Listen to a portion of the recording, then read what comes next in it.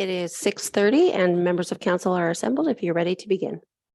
Okay, thank you, Don. Good evening, everyone. We'll call to order this committee of the whole meeting of the Council of the Town of Saugeen Shores. Welcome all members of the committee, all members of the public who are with us here this evening, and of course, everybody watching via the live stream. We're glad that you're with us. The second item on the agenda is the land acknowledgement, and Councillor Grace has that this evening. Thank you, Mr. Mayor.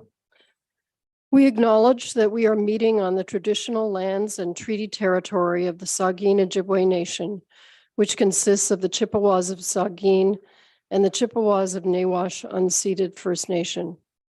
We understand this land holds immense significance to the people of Saugeen Ojibwe Nation. We appreciate those who live and work alongside us today and who continue the traditions of their ancestors as stewards of the land we are privileged to inhabit. We thank them for the contributions they have made in both caring for the land and in shaping this community. We commit to truth and reconciliation, to acknowledging the truth about what happened to Indigenous peoples because of colonization, and to reconciliation, which begins with each and every one of us. As a local government and public organization, we are dedicated to learning about Indigenous culture, to fostering a better relationship with First Nations and their people, and we commit ourselves to actions that move us forward on a path to healing along with the Saugeen Ojibwe Nation. Okay, thank you. So we'll now move on to disclosures of pecuniary interest. Ask any member if you have one of those you'd like to declare at this time. Seeing none, of course, you can do that anytime if you need to. We have no additions, deletions, or amendments. We have no open forum requests this evening. So that moves us on to delegations. We do have 2 delegations this evening. Just remind both of our delegations that council has allotted 10 minutes for our delegations. So we appreciate if you'd stick to that timeline. So our first delegation is from Stephen Van Lefeld, and he's the founder and chief executive officer of East Supply Canada. As we'll turn the floor over to you, sir. We'll just push the button there in the center and that'll turn it on for you. There you go. Can you hear me? Excellent. So Mayor Charbonneau, council members, senior leaders, and community members, I want to thank you for the opportunity to meet with all of you this evening. My name is Stephen Van Loffeld. I am a member of Saugeen First Nation, and I am founder and CEO of East Supply Canada. Before I get to East Supply, I want to talk about my journey from when I left the community really to why I'm standing here today. So I left the community. If we can switch the slide, please.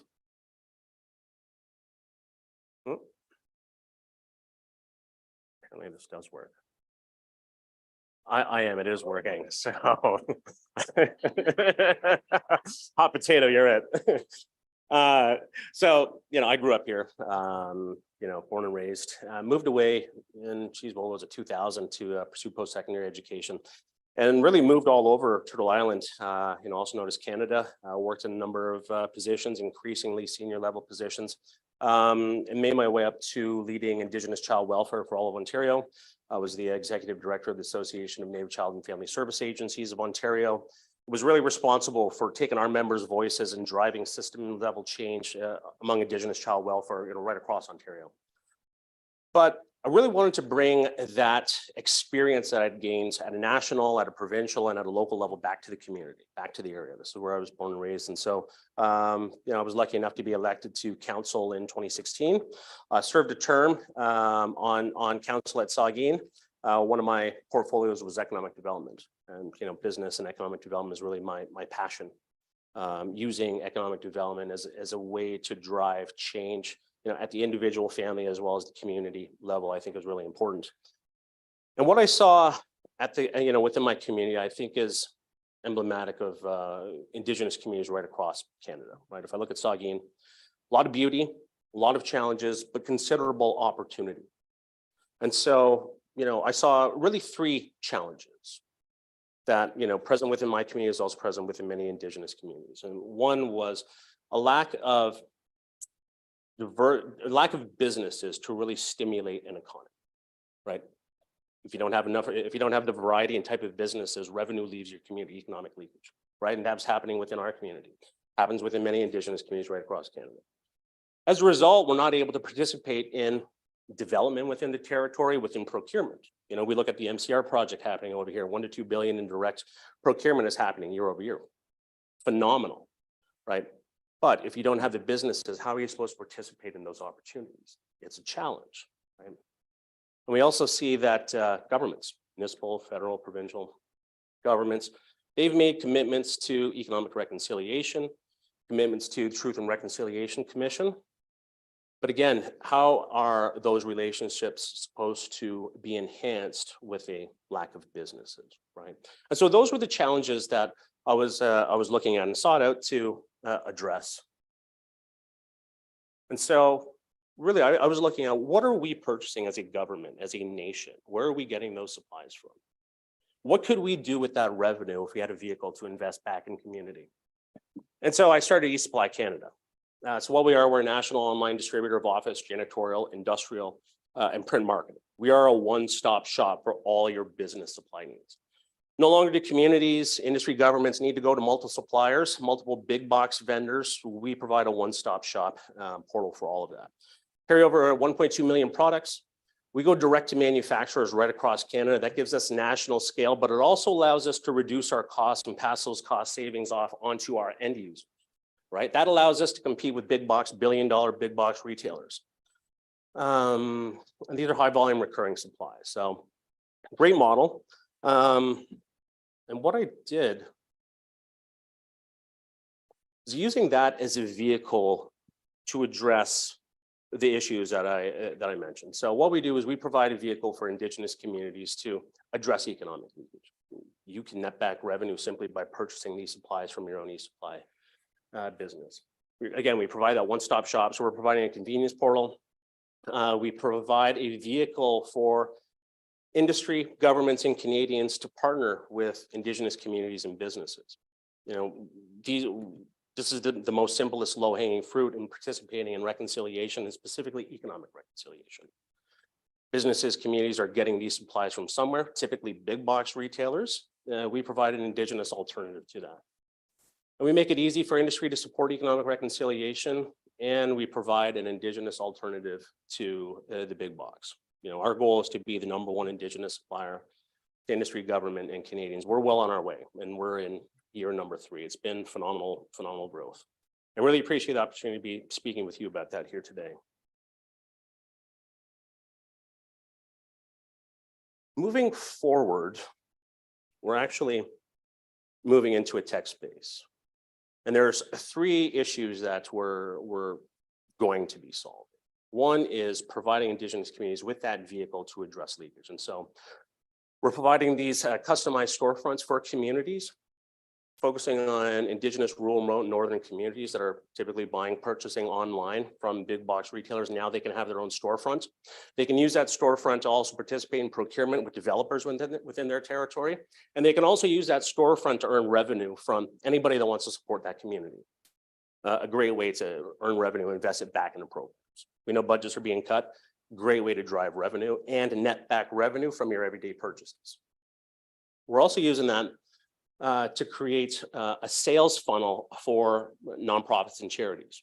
We've got 89,000 nonprofit and charities, greater need as a result of COVID, dwindling number of people actually contributing to nonprofits and charities.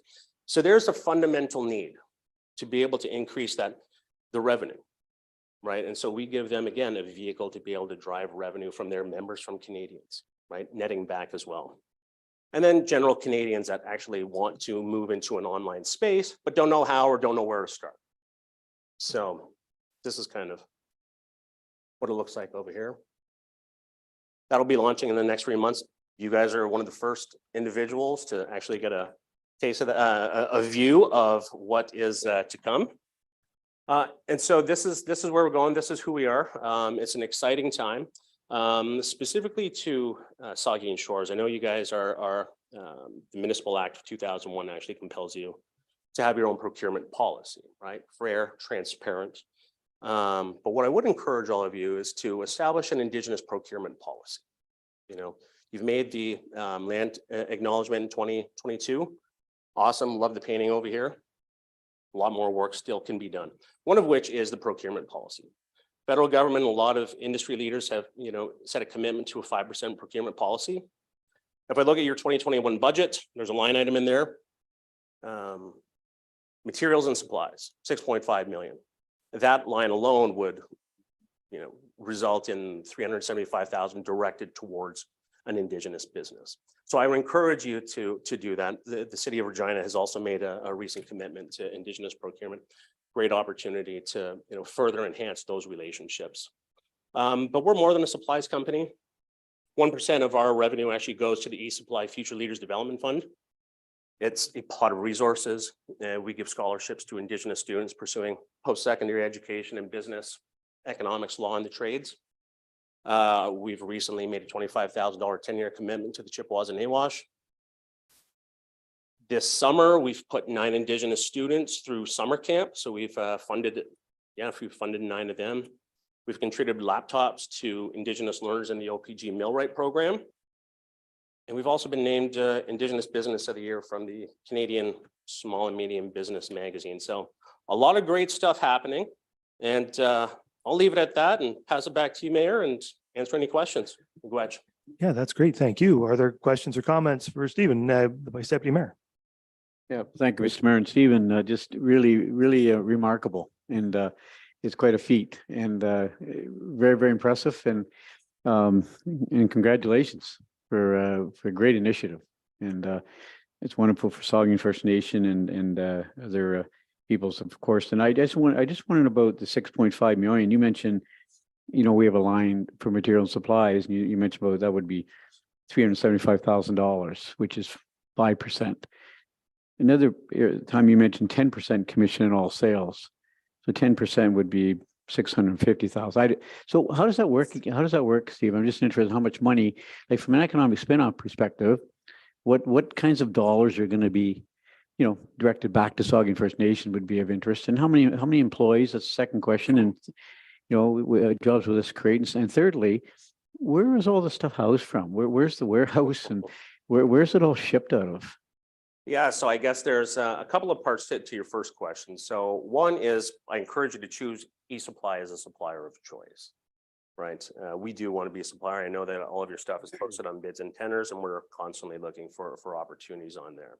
Also encourage you around the low value acquisitions. Those are P card purchases, credit card purchases you can do when, outside of contract. Encourage that. But what we do is we set up actual portals. So Saugeen Shores could have their own portal and actually net it back to the community. Now we would work with you on how do we set that up. But again, we carry over 1 million supplies, everything that roads, waterworks, you name it, uses and consumes from various suppliers. We have the ability to set up that portal. And so that's the one that I showed you over there. But that would go back into the community, the 10% from all of the spend from that. And so that's where we're moving towards with the respective communities, charities, and individuals. So it would be up to you where to direct those resources back. Now, if you were to support eSupply Canada, that would just support the business and allow us to reinvest back into more people, local sales reps, you name it. In terms of where do we warehouse it, we don't warehouse it. Our business model is drop ship, right? We go direct to manufacturers, we go direct to national wholesalers, we go direct to master distributors, the people that sell to brick and mortar retailers. I don't want the risk. I don't want the overhead of actually having to carry those costs, right? It's a big risk. So I go direct to them. They provide me with a product pricing file. I upload it to my system. When an order is placed, I push it through to their warehouses. They pick it, they pack it, they ship it to our customer. That's what allows us to be nimble. That's what allowed us, when I started this company at the height of, just as COVID was starting, I launched this company February 16th, 2020. COVID happened 3 weeks later. Not a great place to be in when you're selling office supplies and building materials. Not good, but the business model allowed us to go lean and nimble, right? And we actually donated at-cost office supplies to Indigenous communities across Ontario. Gotcha. Well, again, congratulations. You talked in your presentation about there's lots of challenges, and there are a lot of challenges. We're all trying to bite them off one at a time, but you also talked about opportunities. And this is a great opportunity, and congratulations for all the great work you're doing. Thank you. Yeah. Thank you very much. Thank you. Are there further comments or questions? The Deputy Mayor. Thank you. And through you, I'll echo the congratulations. The storefront idea is pretty intriguing. Are you planning to do storefronts in Grey and Bruce counties? at any That's, location? that's the ultimate goal. I'm talking with some large folks over here around what is it that they're purchasing and what do they need so we can actually have the right quantity of supplies on site. So fingers crossed within the next 12 months that there will be a local storefront at least, our first and what could be our only storefront here within the territory. Very good. Further comments? Well, thanks again for coming in, Stephen. It's really great of you to be here. I think we have a report coming up later on our agenda where our staff is going to present council with the opportunity of purchasing through eSupply. But it's really worth noting that in that report, the comment that's made over and over again is it's an opportunity to reduce the town's costs. The fact is that you're a very effective business. You're providing products at costs lower than perhaps we could get otherwise.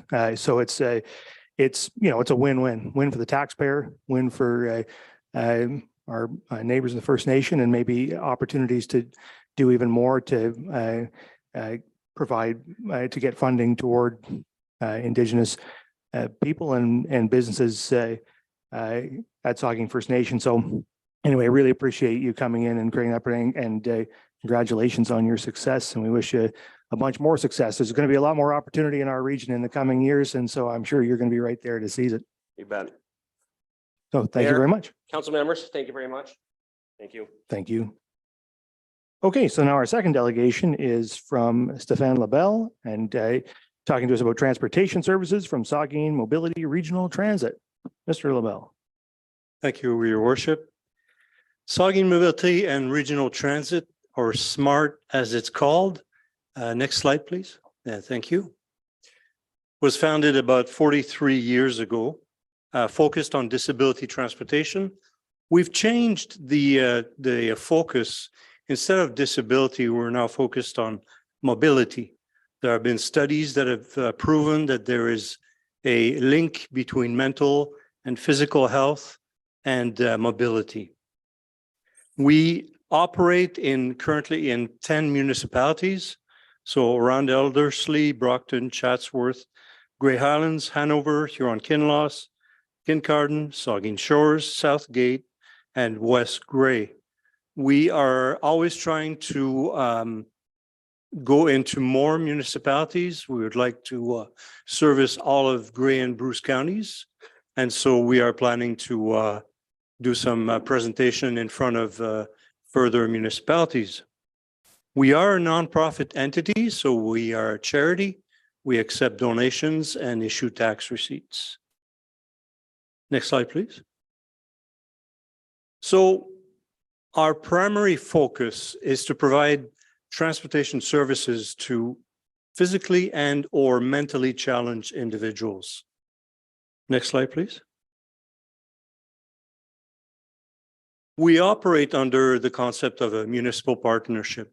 So right now we've got the 10 municipalities that have signed a partnership agreement. And if we have any more municipalities that want to join us, then we just rewrite the partnership agreement and have all the municipalities sign. Next slide, please. We have 10 municipalities, one representative per municipality, which includes Councillor Grace as a director, as part of our board of directors.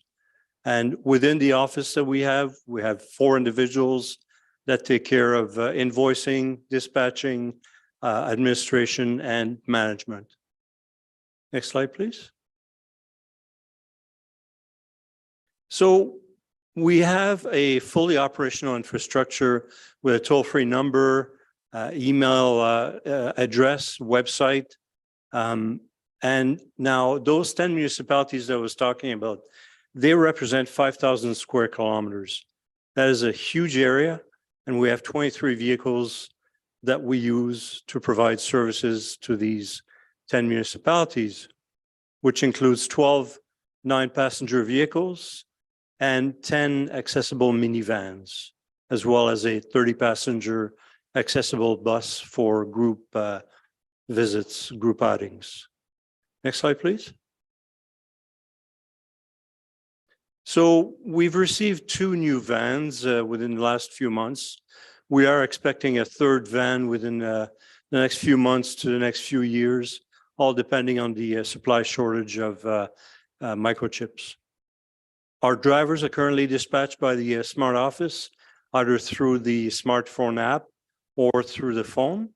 And although our clients would benefit from using an app on their phone to register and to put in their drive requests, 70 to 80% of our clients would prefer to call us on the phone to make their registration and ride requests. It's just, it speaks to the type of clientele that we have at Smart. Next slide, please. So the reason why this slide is up is to indicate, first of all, those are the two types of vehicles that we use at Smart. Now, ideally, we'd like to use a minivan. It uses less gas, of course, than the bigger 9-passenger vehicle. And in the 9-passenger vehicle, we find that at the most, we'll have 1 to 2 clients for each ride.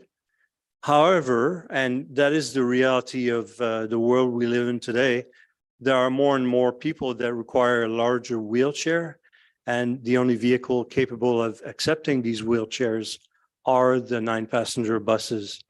I am looking at getting a vehicle that's in between the larger and the smaller minivan, but that's a vehicle that costs $150,000, so it's quite an investment.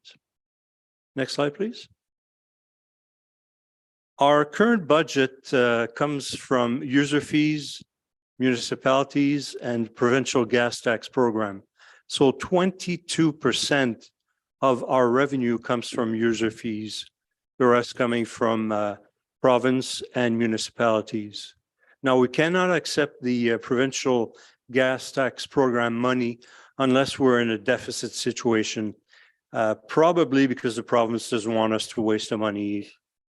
That's basically what I'm assuming. Next slide, please. Our current fee structure is 55 cents per kilometer for a minimum fee of $7.50. So for $7.50, that buys you a ride that will last 10 kilometers. So from Port Elgin to, somebody help me out here, 10 kilometers. Perfect. All right.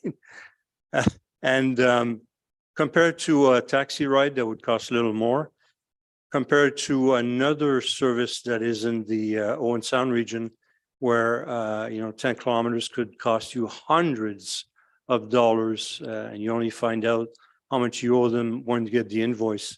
So we are pretty, we think we are pretty affordable. We also charge a $22 wait time. So if you're going to the hospital and we have to wait for you, we'll charge you per hour. Now, one attendant can ride for free with the person going on the ride. Next slide, please. Saugeen Shores currently has 314 clients.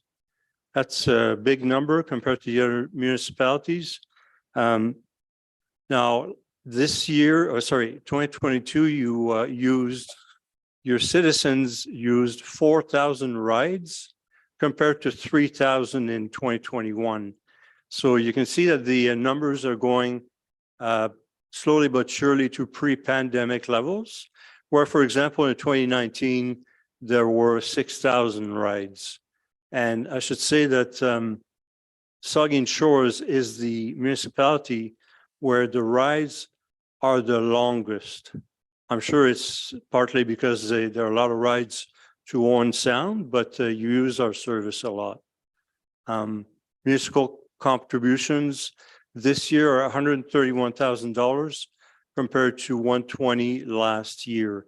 This increase is partly because of the 7% increase that we requested from the municipalities to keep up with inflation, and partly because your rides went up, and I assume that your population has gone up as well since last year. Next slide, please. Now, in Ontario, 18% of the population is over the age of 65.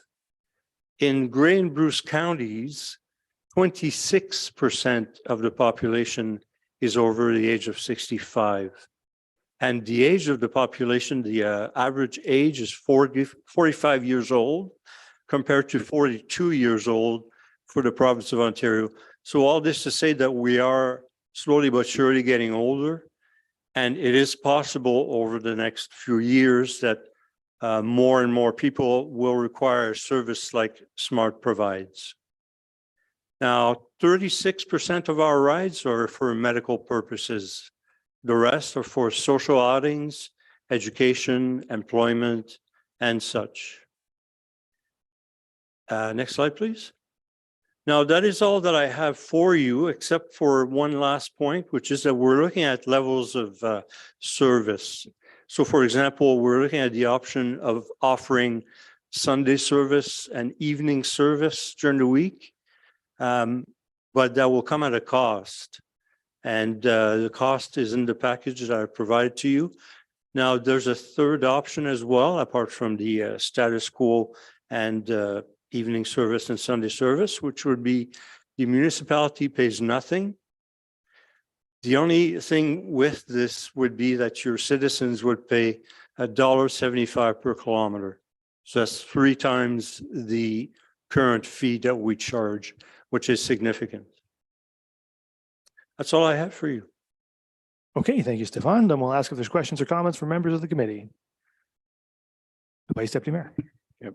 Thank you, Mr. Mayor. And Stefan, thanks for your presentation. And I sat in on the interviewing committee when you were hired about a year ago, and the board made a great choice. And you've been there about a year now, I guess. Has it been a year yet? It's been a year, yes. It's just about a year, right? Yep. And so congratulations. You're doing a fine job, it looks of it. And Thank you, well, Councillor. and a solid presentation this evening. I'm just wondering with your Bruce County has just, I believe, carried out a transportation study, master plan study. I know Grey County has done some great work with their transportation program. They have a direct line, I think, from Owen Sound to Guelph. And so they've invested $1.5–2 million in the transportation system, new dollars in the last 3–4 years. Is there much discussion happening between Saugeen Mobility and Bruce County and Grey County to talk about cross-border transportation system and more of the conventional, even maybe more of the conventional type transit, but is there much discussion happening? There are discussions ongoing. There's a study ongoing by the IBI consulting company. They have until September to look at the transit services that are offered by Grey Transit Route, Saugeen Mobility, and what type of transit services would be required in Bruce County. Once they make their recommendations, I suspect that the recommendation will be to bring up transit at the county level and from there manage the services that are provided by companies like SMART and GTR. So there are those discussions happening, and so you've reached out, like Saugeen Mobility yourself, reached out to Grey County, and is there ongoing discussions? Yes, and we also have an agreement with HCSS, Home and Community Support Services, to provide to them accessible transportation services where they cannot provide, where their capacity is maxed out. Right. And we're in discussion with GTR to do the same. They provide mostly conventional transportation, and they would like us to provide accessible transportation for them. Maybe some good partnership opportunities there that do exist that we attempted to do for years, but never quite got there. But it sounds like you're continuing to work on that. So I think there's a good opportunities between Bruce County and Grey County and Saugeen Mobility. So keep up the great work. Thank you, sir. Thank you, Councillor Grace. Thanks, Stefan. Nice to see you again. Since joining the board, I've always thought that this was one of the best ways that we spend municipal dollars providing this service. But since joining the board, I've had the opportunity to see, more up close what goes into it and all the work you do. And, I just want to tell my colleagues, echo what the Vice Deputy Mayor said, is that you're doing a fantastic job. And I feel really confident under your leadership. Thank you. Thank you, sir. Thank you. Are there further comments? Councillor Mayette. Thank you, Mr. Mayor, and through you. Thanks for the presentation, Stefan. I too had the pleasure of sitting on the SMART board for a period of time, Vice Deputy Mayor Mayette, and I learned a lot of things there. And one of the things that I learned was that the business model isn't a conventional business model. It's subsidized, essentially operates at a loss, which is subsidized by the municipality. Is that a fair statement? That's correct. Yes, because when I went in there, I went in there with a mindset that, like most transit systems, like when you hear about them talking about the TTC, for instance, they want more ridership, because more ridership is going to generate more income and lower the costs.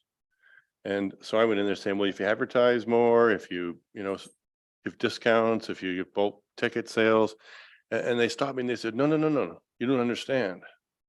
If we get more riders, that means we will lose more money. I went, oh, wait a minute. That's certainly is an unconventional business model, right?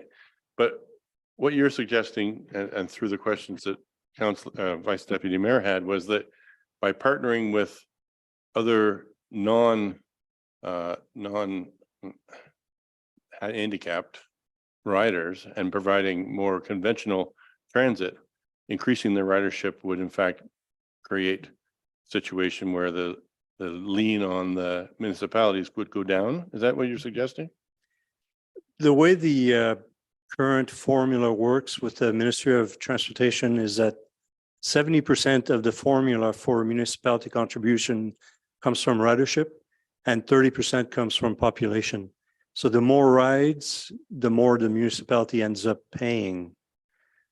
Now, if you were to go to the third scenario that I mentioned, where you pay nothing and the citizens pay $1.75, perhaps we could end up in the black instead of being in such a deficit every year. I don't know. I think we're going to see how it works out, depending on the municipalities that choose to go that way. Well, thank you for that. And I'm encouraged by just the idea that you're exploring these opportunities. Thank you. Thank you. Are there further comments? I don't see any. Well, I thank you very much for coming in. It's nice to have you here. We haven't had an update from SMART at council in some time. So it's great that you came and gave us that update, and certainly encourage you to come back well, whenever you can, more often, and update us. We're obviously probably, I guess, the largest single contributor to SMART saving, except possibly for Hanover. I can't remember if Hanover is contributing more than us now, but obviously we're a big player within the system. I remember I was on council, the deputy mayor was as well when we joined SMART. It must have been a little over 10 years ago now, and it's been encouraging to see that partnership grow and that serve people across our community successfully over all these years. And I think, as the Vice Deputy Mayor raised, it's a good time now with the work that Bruce County is doing to think about how we're going to look at transit in the future more holistically. I think that door-to-door service that SMART provides is a really critical piece. It's something that a conventional transit system doesn't do. SMART does do, and it's really important for people with accessibility needs. So I think we want to retain that, but perhaps we can retain it in the context of a broader system. I think one thing I would say, just to be real clear, I do not envision and cannot envision a scenario where this costs us less money, right? Transit will cost governments more money. It's always cost governments money, and it will be a cost that will increase as we increase the service. That doesn't necessarily mean we shouldn't do it, but I think we have to recognize that, particularly in rural communities where the population is widely spread out and dispersed, government support from municipal and provincial and federal governments is probably going to be necessary to make it viable. So we're having those discussions at the county level. I'm glad you're part of them. And I just want to conclude by saying thank you to SMART, your board, and yourself for all the work you do for the people in our community. Thank you. Thank you, Your Worship. Okay, so we'll move on then. That's the last of our delegations. And we'll go on to reports of municipal officers and committees, and 8.2, several staff reports there. And the first one is on the Town of Saugeen Shores 2023 Strategic Plan Phase 3. And we'll turn that over to, I guess, the Manager of Strategic Initiatives to begin. Yes, thank you. One of the major initiatives for the Office of the CIO this year is to refresh the town's corporate strategic plan. Strategy Corps was retained to lead the plan's development through 4 phases of work. Phase 1 and 2 undertook a situational review, including an environmental scan, SWOT, gap analysis, a council priority setting workshop, and interviews with council and senior staff. Phase 3 involves the development and presentation of the draft framework. The next steps are to facilitate public engagement and feedback. Representatives from Strategy Corps are here tonight to present the draft framework. So please welcome Chris Laredo on the screen there, principal, and Olivia Lehay is also in there for backup. Great. Thanks, Jill, and through you, Mr. Mayor. It's great to be back with council.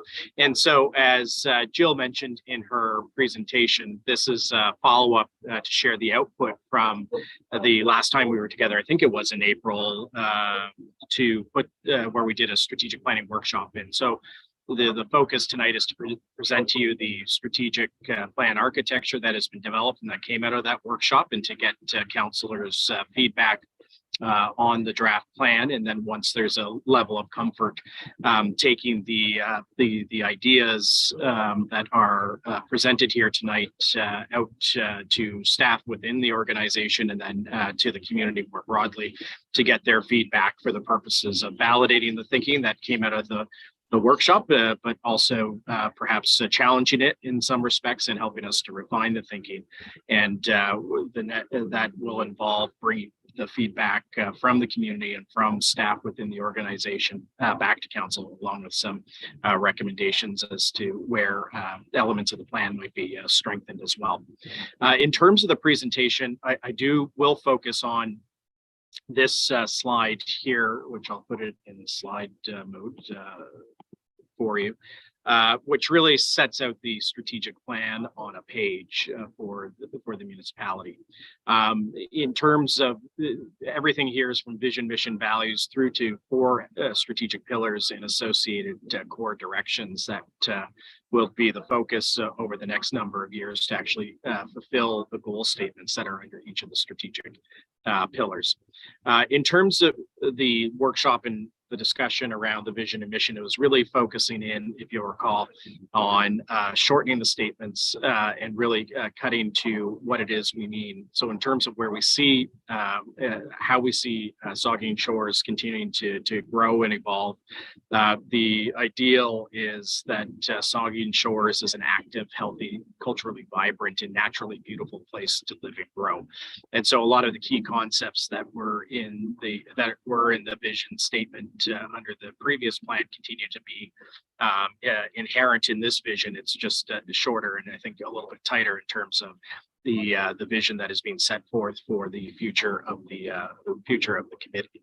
community and what the municipal administration along with council is working towards. The mission for the organization, and you'll recall the mission is what the organization does on a day-to-day basis to achieve the vision and ultimately to work together to deliver on the strategic pillars and the directions that I'll address in just a second, is that council and administration works together to provide high-value municipal policies, programs, services, and assets that allow the town's residents, its businesses, its visitors, and community organizations to flourish. So putting in place the conditions for the community to be strong and to grow, and for it to have a rich quality of life.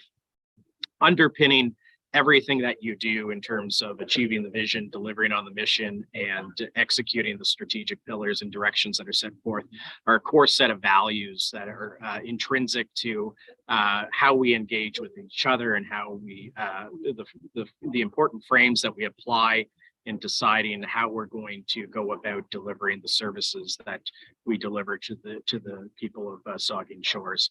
And there are 5 principles that came out of the workshop, a refined set of principles or refined set of values for the organization. The organization is a people-centered organization that strives to put respect for the citizen at the center of everything that it does and how it does it.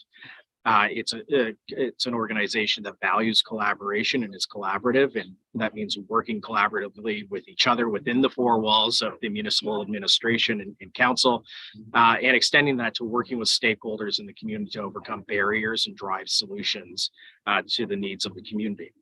Another value is the value of creativity or being creative, and that is about always seeking opportunities to generate, to share, and to innovate around the ideas and the services that are delivered to help to help the community achieve the vision.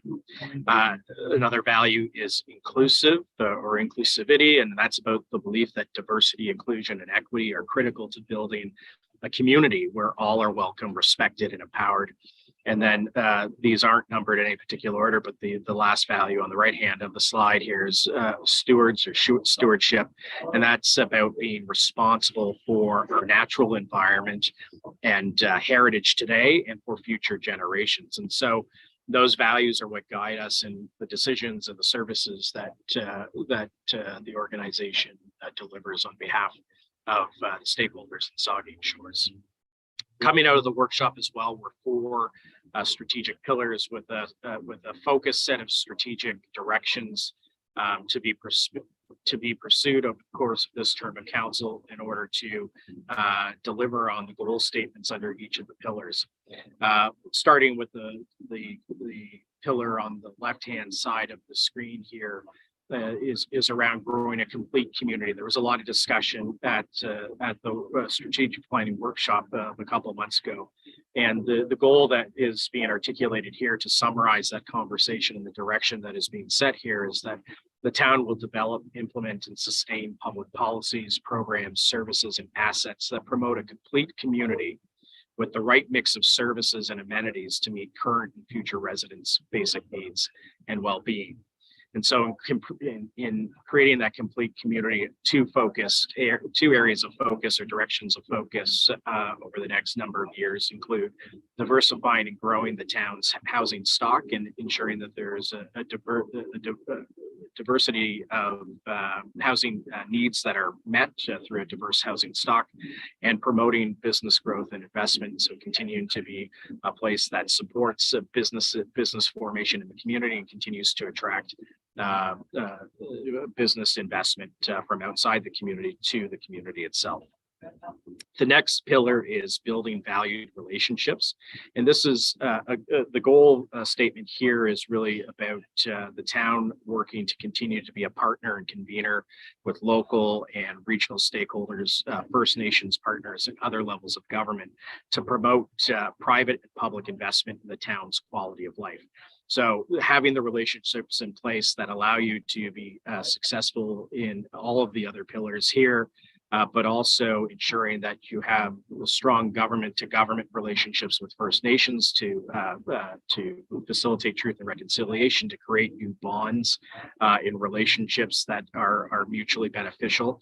And I think this goes to some of the discussion you're going to have tonight on, and the pre-delegation earlier around e-Prepare as an example of a tangible initiative that helps support the strong government to government relationships with First Nations partners. And the second piece is around strengthening engagement and advocacy with other levels of government, knowing that there are many things that are affecting the community and how it's going to evolve, and the quality of life that is on offer in Saugeen Shores that are outside of your jurisdiction or outside of your full control as a municipality. So housing, healthcare, social services, things of that nature requires the town to have strong relationships with other levels of government and being a constructive problem solver, but also an effective advocate to make sure that there is appropriate government attention and resources invested in those things that the community needs. And so that's what this pillar is focused on, and what those two strategic directions are anticipated to develop. The third pillar is around fostering a vibrant place to live and to visit. And the goal statement here is that the town will work with local businesses and community organizations to further develop Saugeen Shores' natural, social, and cultural vibrancy to attract both new residents and also to continue to attract the visitors to the community. And there are three core directions that are anticipated to be pursued to realize this goal statement and that is being articulated under this pillar. One is around growing local arts, culture, and recreation, putting plans and partnerships in place in supporting community-based actors to continue to make that a reality, attracting new Canadians and their talents to Saugeen Shores, and promoting Saugeen Shores as a place for newcomers to come and settle, raise their families, find a good paying job, and to contribute to the community.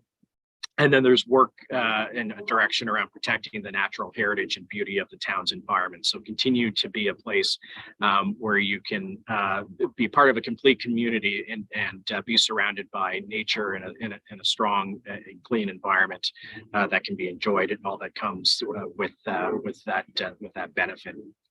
The final pillar here is around building the best municipal team for our residents, and this is really around municipal excellence in both the operations and the kind of place that Saugeen Shores is as an employer on the administration side. And the goal statement here is around having the town continue to deliver service excellence through long-term planning, an inclusive team environment, and proactive community engagement. And there are two core focuses here, one around a people strategy that is about attracting and retaining top quality talent, and by continuing to build an inclusive team and a strong team culture within Saugeen Shores, within the administration. And the second is to around continuing to foster and celebrate and pursue a culture of and a program associated with that of continuous improvement in municipal operations and services. And so from the strategic reviews that you've undertaken and implemented to the ones that you will in the future, but also what you do through budgeting and business planning, and the increased visibility you have on municipal performance through your performance management framework. This is all about continuing to make this a priority so that you're always doing the very best with the scarce resources that you have at your disposal, that the public entrusts you with to deliver on to deliver high quality services and programs to the community. At the end of the day as well, in terms of making all of this happen, is there are a number of levers that you have to pull and to rely on as a municipality in order to achieve the strategic directions and the goals that are set out here, and ultimately deliver on the vision and be successful in doing what you do on a day-to-day basis in terms of your mission.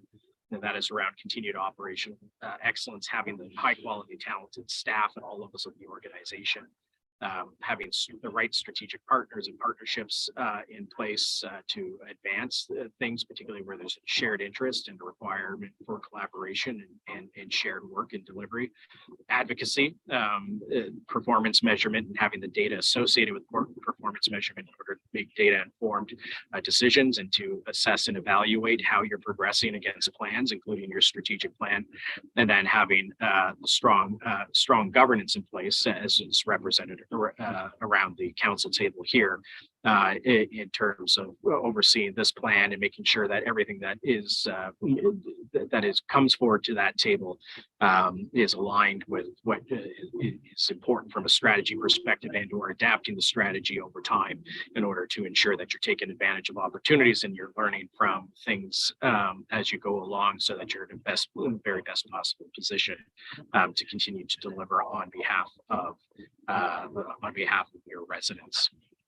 I'll finish here, Your Worship, just before we turn it over for feedback and comment, that there's oftentimes a question to say, well, we've got a lot of plans and we got a lot of policies and we set priorities through our budgets and we have business plans, things of that nature. So tell me, how does a strategic plan and the various other plans and policies that the municipality has, how do they fit together?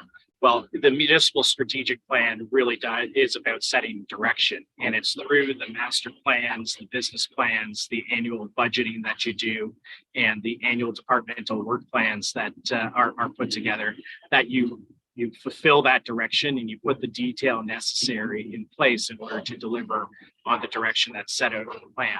And so it sits on top, and while you may have things that are developed and there may be some misalignment in terms of overall timing for what gets done when, it all needs to be seen as iterative and informing, making sure that everything is informing the other plans and priorities that you set in place in order to be successful in delivering your strategy.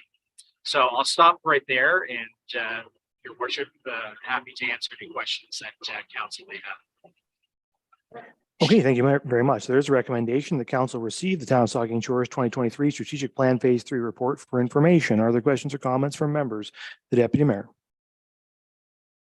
Thank you, and through you. Thank you very much for the report. There's quite a few references to people in here. The people-centered part is one of the pillars, but there's also references to different kinds of stakeholders and also about proactive community engagement and just about us making sure that we're responding to not just the needs of the community, but the desires, I guess, and goals of the community. I'm somewhere in here, I read that there's going to be some key community stakeholders consulted. One of my questions is, who are those key community stakeholders? And then there's also a reference to on-site engagement at various locations for the general public. And is there an anticipated timing for that? We're already in the middle of July. And do you have a sense of the timing of follow-up engagement with the community? I'll end my other comments before you answer with, I appreciate all of the ideas that are in here. And I'm hopeful that somewhere in there's a sense that inclusivity includes all age groups. We certainly have on this council for many years talked about youth activities, youth initiatives, the need for youth centered programming, also senior activities, senior centered programming. So, I didn't pick up on those two particular words in there, but I think they're in there. I also picked up a lot on about attracting new business, attracting new people.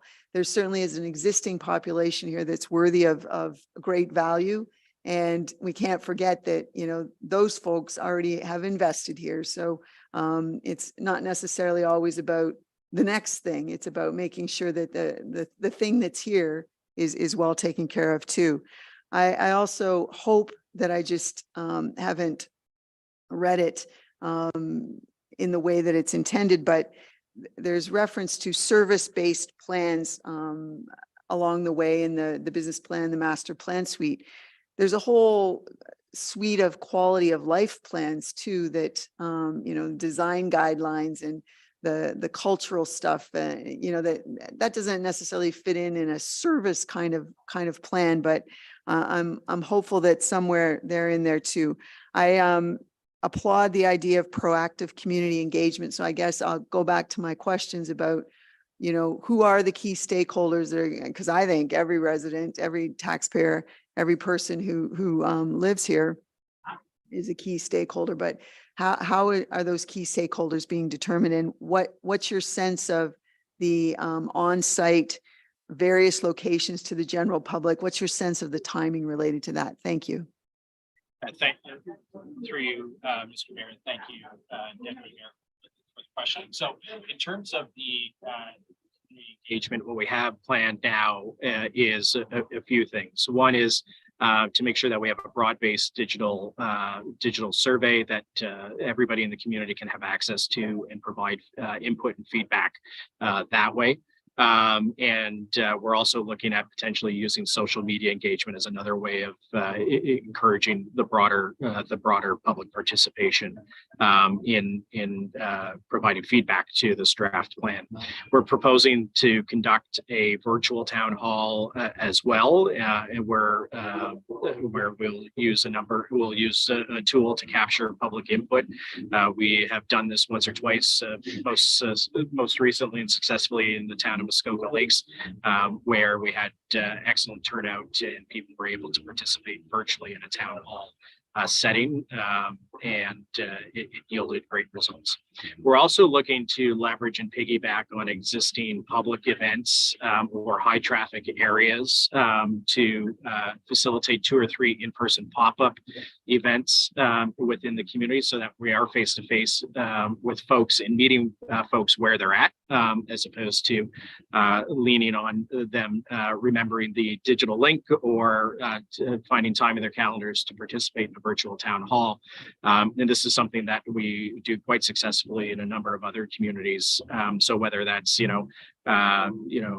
existing festivals where we can, find some space and approach people and encourage them to engage with us, where we basically use the same questions as would be in the digital surveys to get their feedback, or some sort of truncated version of that. We're working with Jill and communications after tonight to figure out what will be ideal pop-up event opportunities. And so any feedback from council would be helpful as well. But I would anticipate looking at opportunities over August and September in order to be able to hit up those things. And so that's what we have planned from a community engagement perspective. We're also proposing to do a digital survey for all staff to have input into the plan, as well as departmental drop-in sessions where department heads can check in with their staff and get their feedback directly on what's in the draft plan and the elements therein, in order to get their feedback, as they'll be essential folks in executing the plan at the end of the day. Okay, are there further comments from members? Councilor Dubinsky. Thank you, Mr. Mayor, and through you, I have received some questions from the president of the Southampton Residents Association. He being a Southampton resident, I thought I'd ask the questions here. He points out that under values, there is in stewards a mention of heritage. That is the only mention of heritage other than natural heritage. And he believes that the town should also be responsible for our built heritage, the heritage we have now and the heritage we may discover in the days and weeks ahead. Does this fit into the strategic overview for the future? So through you, Mr. Mayor, what I would say is that's exactly the kind of feedback that we're looking for, Councillor, from the public when we take this out. And it's great that the president of the Southampton Residents Association had an opportunity to engage with the material that was made public and provide that feedback. So we'll take that back and include that, and any additional feedback that he or others will have will be there will be given ample opportunity through the public engagement around the strategy. Another question I have here, Mr. Mayor, under strategic pillars and directions, tile, fostering a vibrant place to live and work, is focused on attracting new residents and visitors. He thinks it's important for the strategic framework to serve current residents as well. He supports managing appropriate growth, but feels growth as an end in itself does not need to be a goal. He says, I note that under the goal of building a complete community, the need for affordable housing is extended to current and prospective residents. Would you have any comment on that, sir? Same comment through you, Mr. Mayor, to the councillor. The same comment would be, this is helpful input, and we'll take that back and it would encourage additional thoughts that he and others may have to submit that through the public engagement process as well, so that we can factor that in, bring back a report, and would make recommendations around refinements or revisions that would be necessary to this draft plan for council's consideration. Appreciate the answers. Thank you very much, Mr. Mayor. Yeah, thank you. It sounds like we're going to get this back possibly in a slightly altered form, and we'll have a chance to debate it at that point before finally voting on a final document. So more discussion on this to come. Is there anything further? I don't see anything. Well, thanks for all your work. I think this is a really good first stab at this to send out to the public for comment. So we'll look forward to hearing from the public, and we certainly encourage all members of the public to participate in the public consultation. I'm sure that our staff and you, Chris, will be making statements to the public about when and where and how they can expect that consultation to occur. So folks can look forward to that. Absolutely. With that, yep. So thank you. So with that, you've heard the recommendation, and we'll ask all in favor of that. And that is carried. Okay. So now we're on to the second report, which is here, the 2023 major initiatives and division highlights. Q2 update in CAO. Thank you, Mr. Mayor. We're now over halfway through the year, which seems to be moving at light speed, and so much is happening in our community and within our organization. Because there's so much great work being done at the town, I'd like to pull a few key highlights from my report tonight for council and the public. However, I encourage everyone to read the full report to see how much work is being accomplished. A quick reminder for those listening and for council that this is an update from the goals we presented in our 2023 business plan. It covers 44 major initiatives, including those from the police service. And these are the big projects that move our community forward. We also have 69 division highlights, which are initiatives that improve our services within divisions like finance and public works. And finally, we have 46 capital highlights, which are our ongoing infrastructure projects. I'm happy to report that we are trending at about 53% completion rate for our major initiatives, 44% for our division highlights, and capital highlights are around 46% as we move into our busy construction season. I wanted to start tonight by highlighting a few pieces from community services and operations, and specifically the work that they did in partnership with the Municipal Innovation Council to launch the Food Cycler Waste Diversion Pilot Program this year. The town distributed 300 units to residents who will directly provide food cycle science with data on how they are using these units to divert organic waste from our landfill.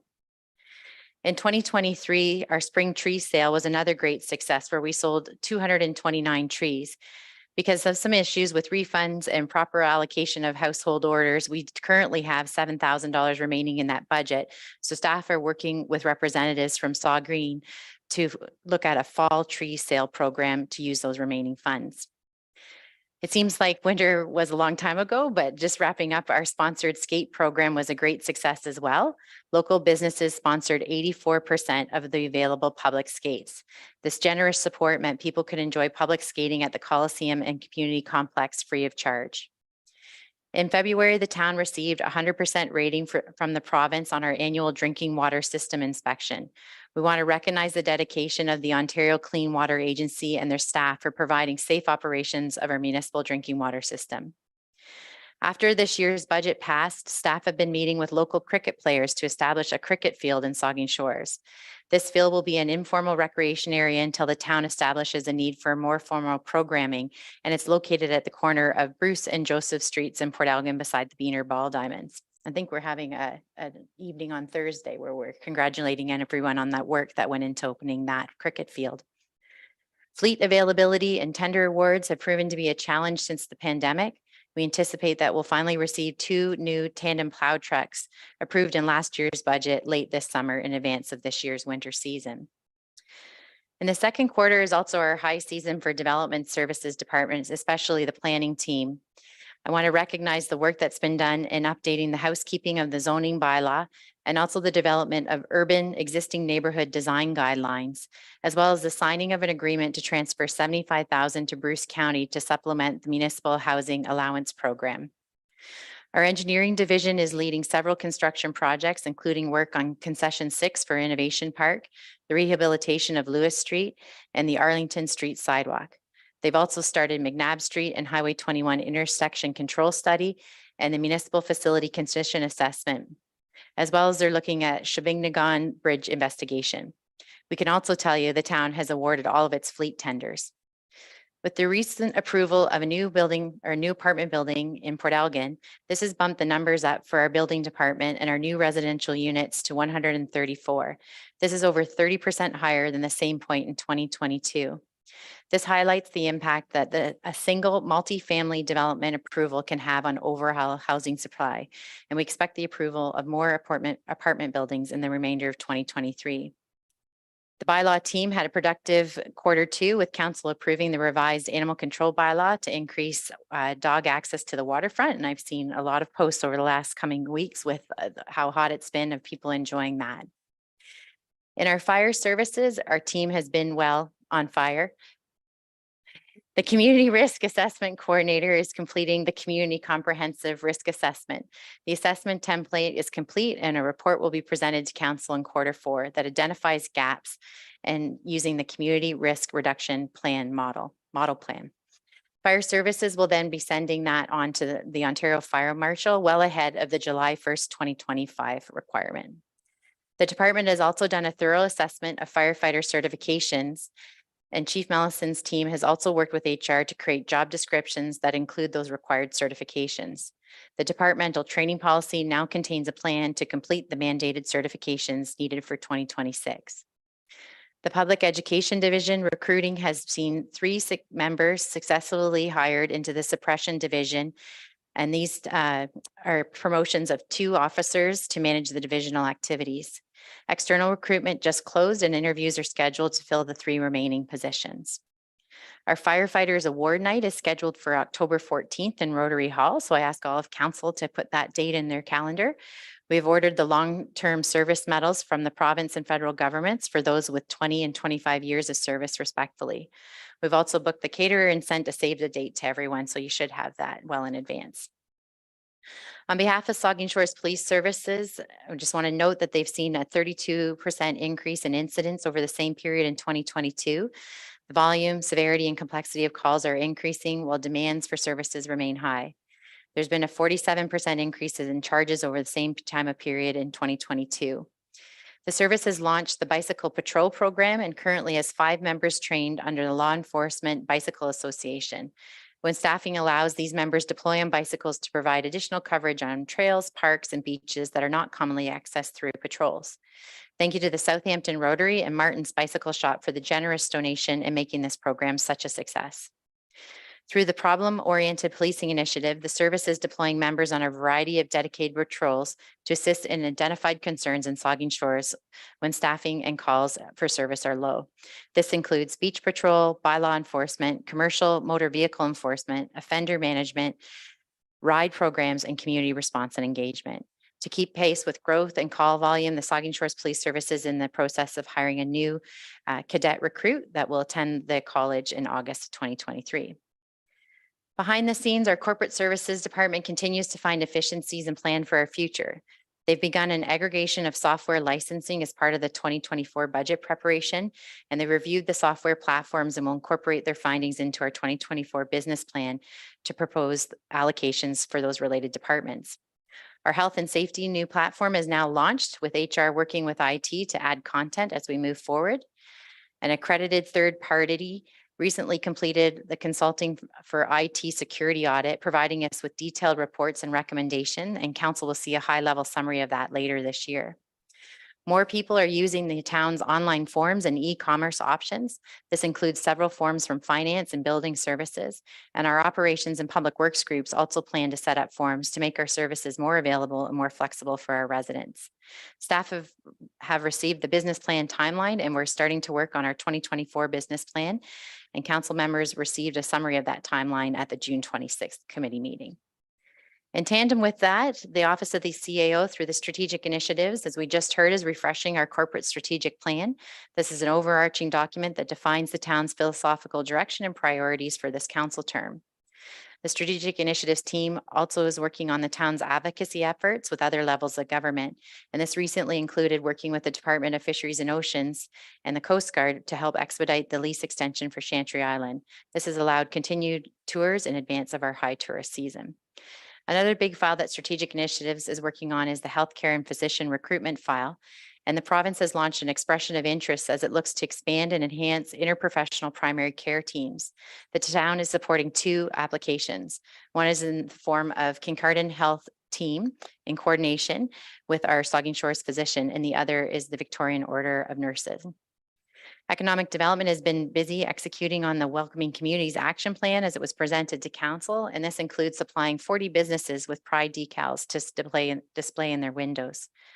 Q2 also saw the first ever joint meeting between Saugeen First Nation Chief and Council with senior staff and our Mayor, Council, and leadership team. This whole group attended a workshop of the Community Economic Development Initiatives. HR has steered another class successfully through the town's Leadership Excellence Achievement Program, and that ended in April. This training supports a common leadership language at the town of Saugeen Shores and skill development for our staff. In total, we've had 44 employees successfully complete this training program, and the next cohort will start in September.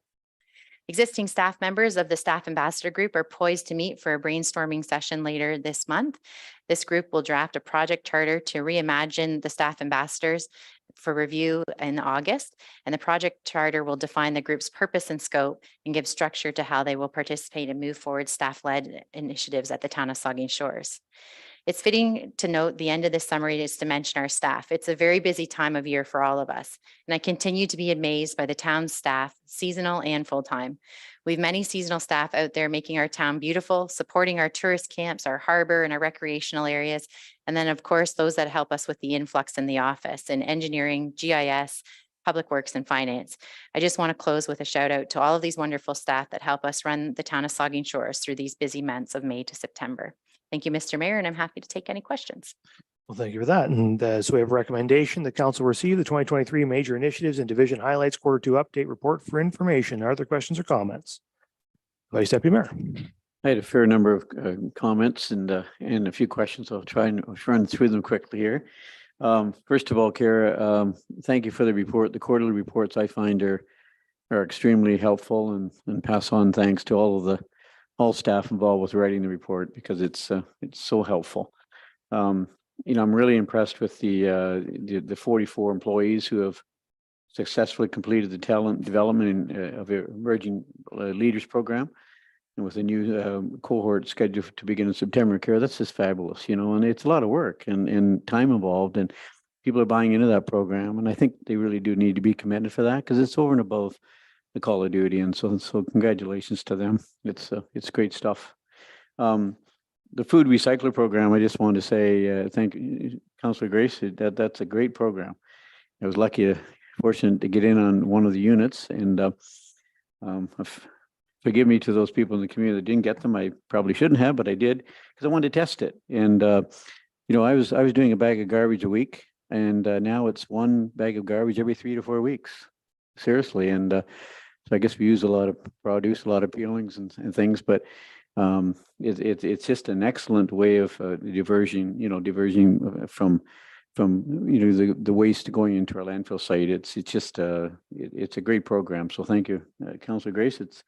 It's been very worthwhile, and it's good to see people are using that service. I'm really delighted. I stopped by the cricket field the other night and watched them play the game of cricket, and it's a fascinating game. It's a good way to use that piece of land at Beaner temporarily, no doubt, but hopefully we'll find a permanent home for cricket. People in our community, it's a very diverse community. We've a lot more people moving in that enjoy that sport, so that was great to see staff and Kristen and Frank and everyone involved there. That's a good initiative. I just wondering about and this is to Mark, Polly, I just wondering about the engineering study to you, Mr. Mayor, to Mark. It talked about the engineering study for the collection of warrants for the roundabout at McNabb Street, and I guess my question to you, Mark, would be, to you, Mr. Mayor, I've had a fair number of comments from people saying, please don't do that. We absolutely need traffic lights at that corner. And then you get the other people saying they love the roundabout idea. And so it's is it split? But I'm getting a lot of people saying, why are we doing a roundabout there?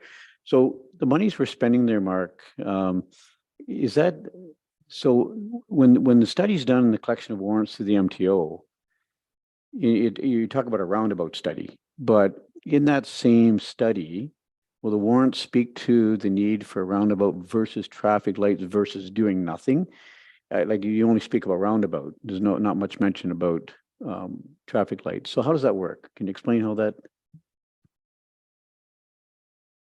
Thank you, and through you, Mr. Mayor. It's exactly that question that led us to actually retitle the project in these reports to say intersection instead of roundabout, to reflect the fact that the study is going to look at all the options for the intersection to improve it, starting with the collection of data which recently occurred, the updating of models, the updating of development information, and then they will look at, the engineers we've hired will look at, they will evaluate a number of options.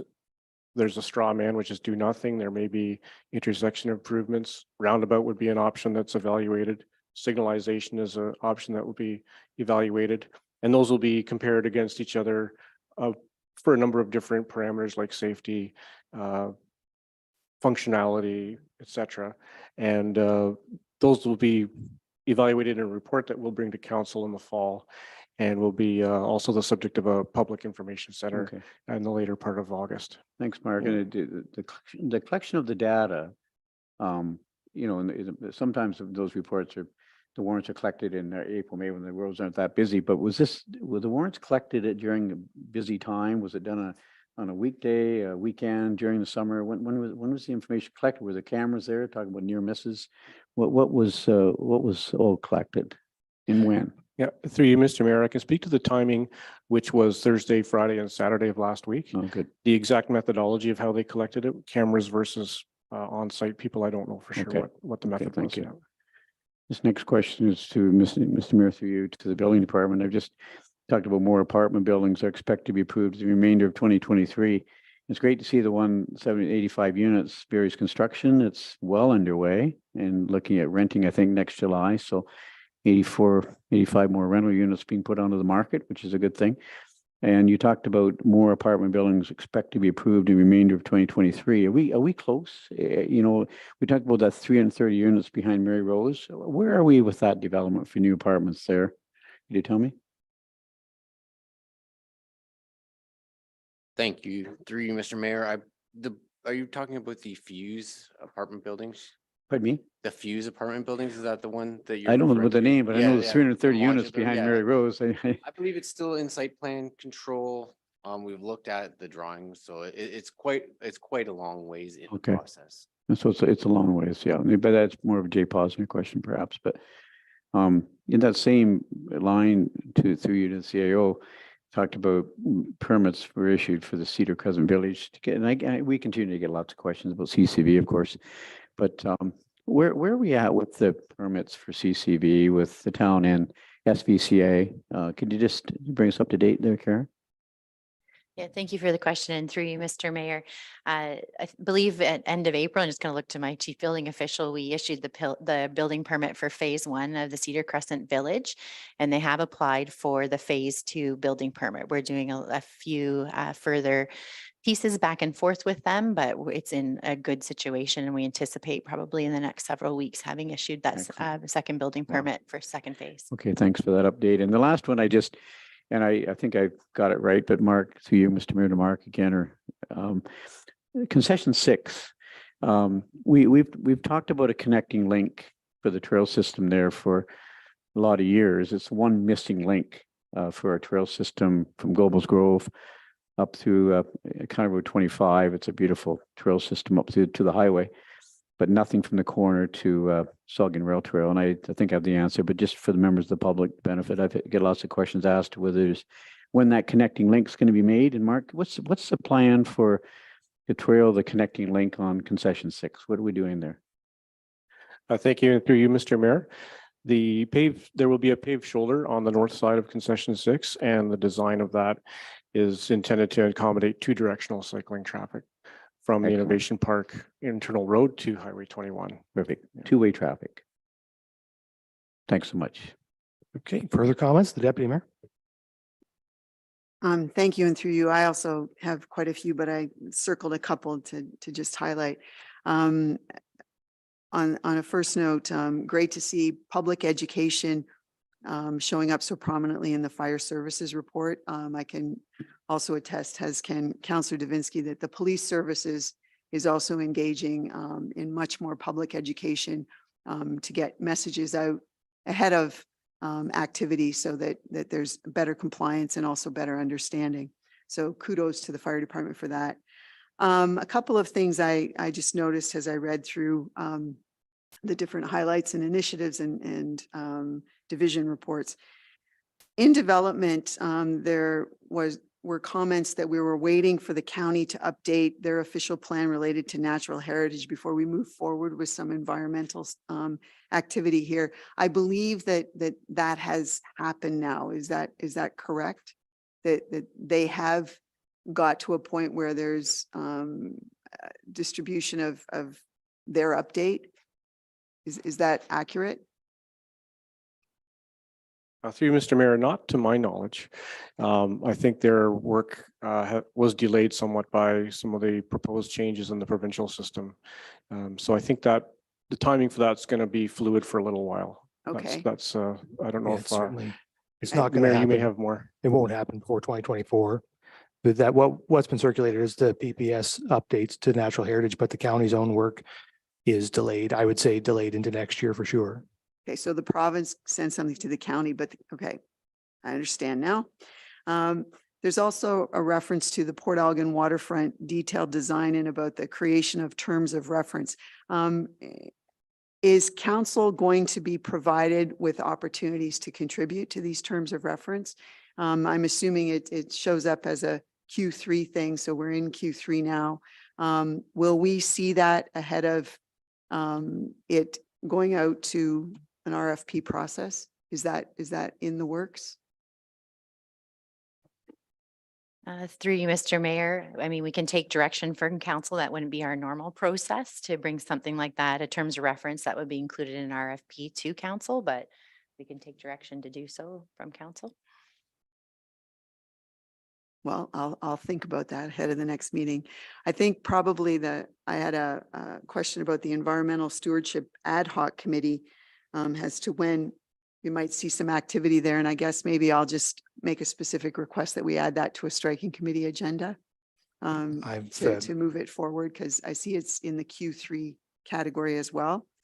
And we've been sorry, I just might respond to that. We've been discussing, had some early conversations with Councillor Grace about some concepts around that. So I think you will see it at the striking committee probably, in sometime in the third quarter this year, hopefully with some ideas around that. It's Councillor Grace, she mentioned it at her update coming out of her, the conference she was at in Chicago, as some ideas coming out of that, which I think will fuel a terms of reference for that committee.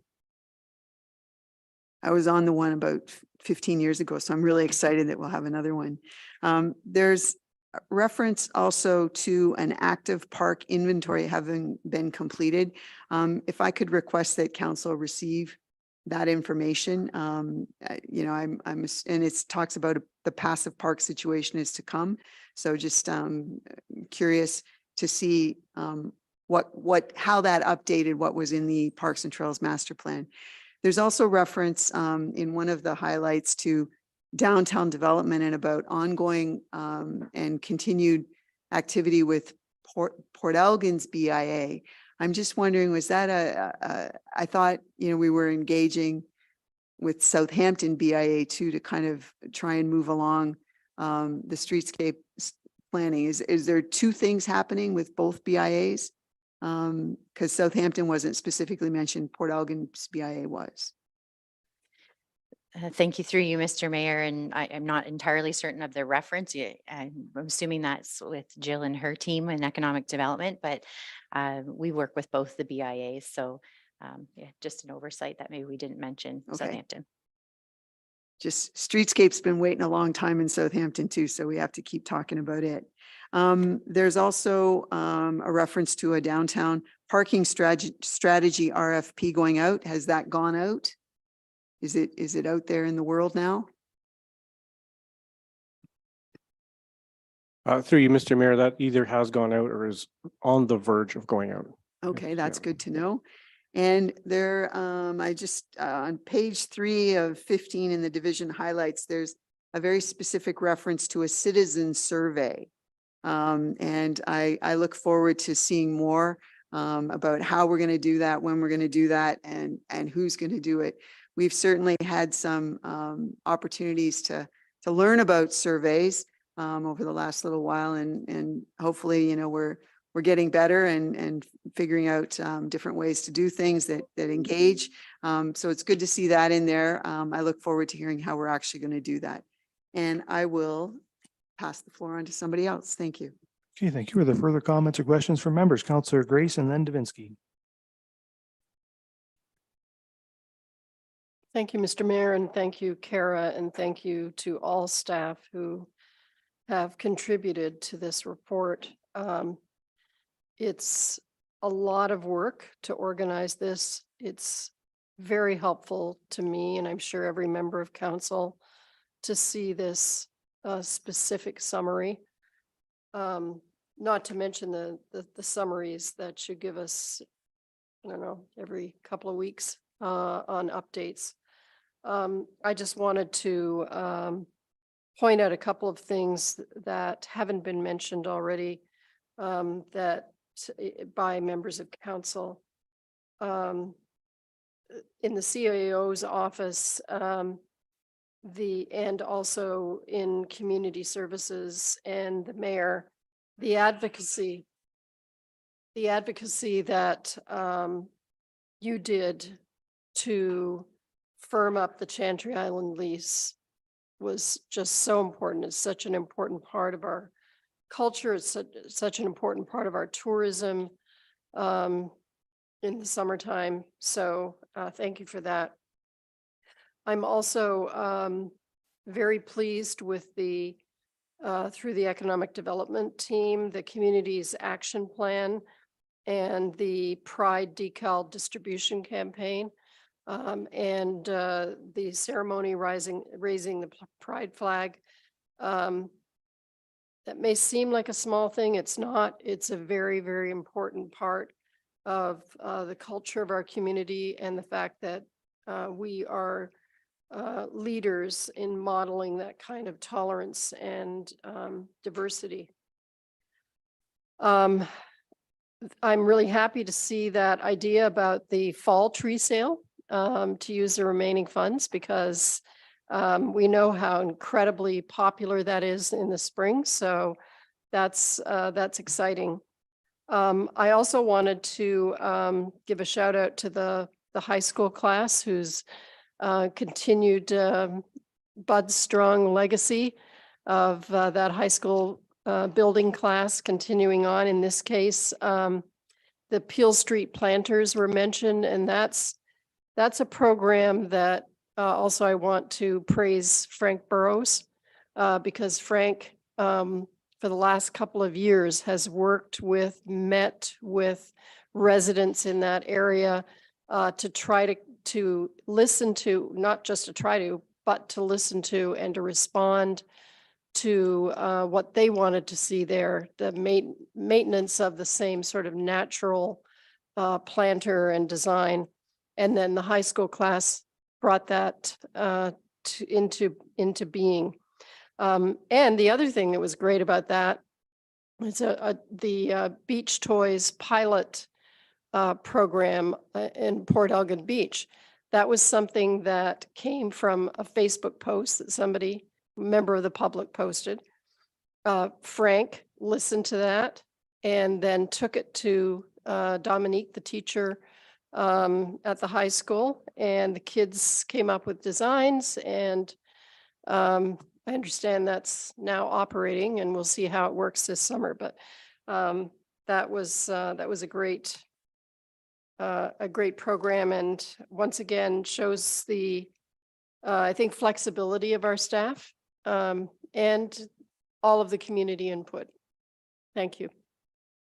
Thank you, Councilor Dubinsky. Thank you, Mr. Mayor. Thank you to the CAO for this terrific report. A lot of information to take in. I'll just start at the top. We mentioned the sponsored skate programs we have during the fall, winter, spring.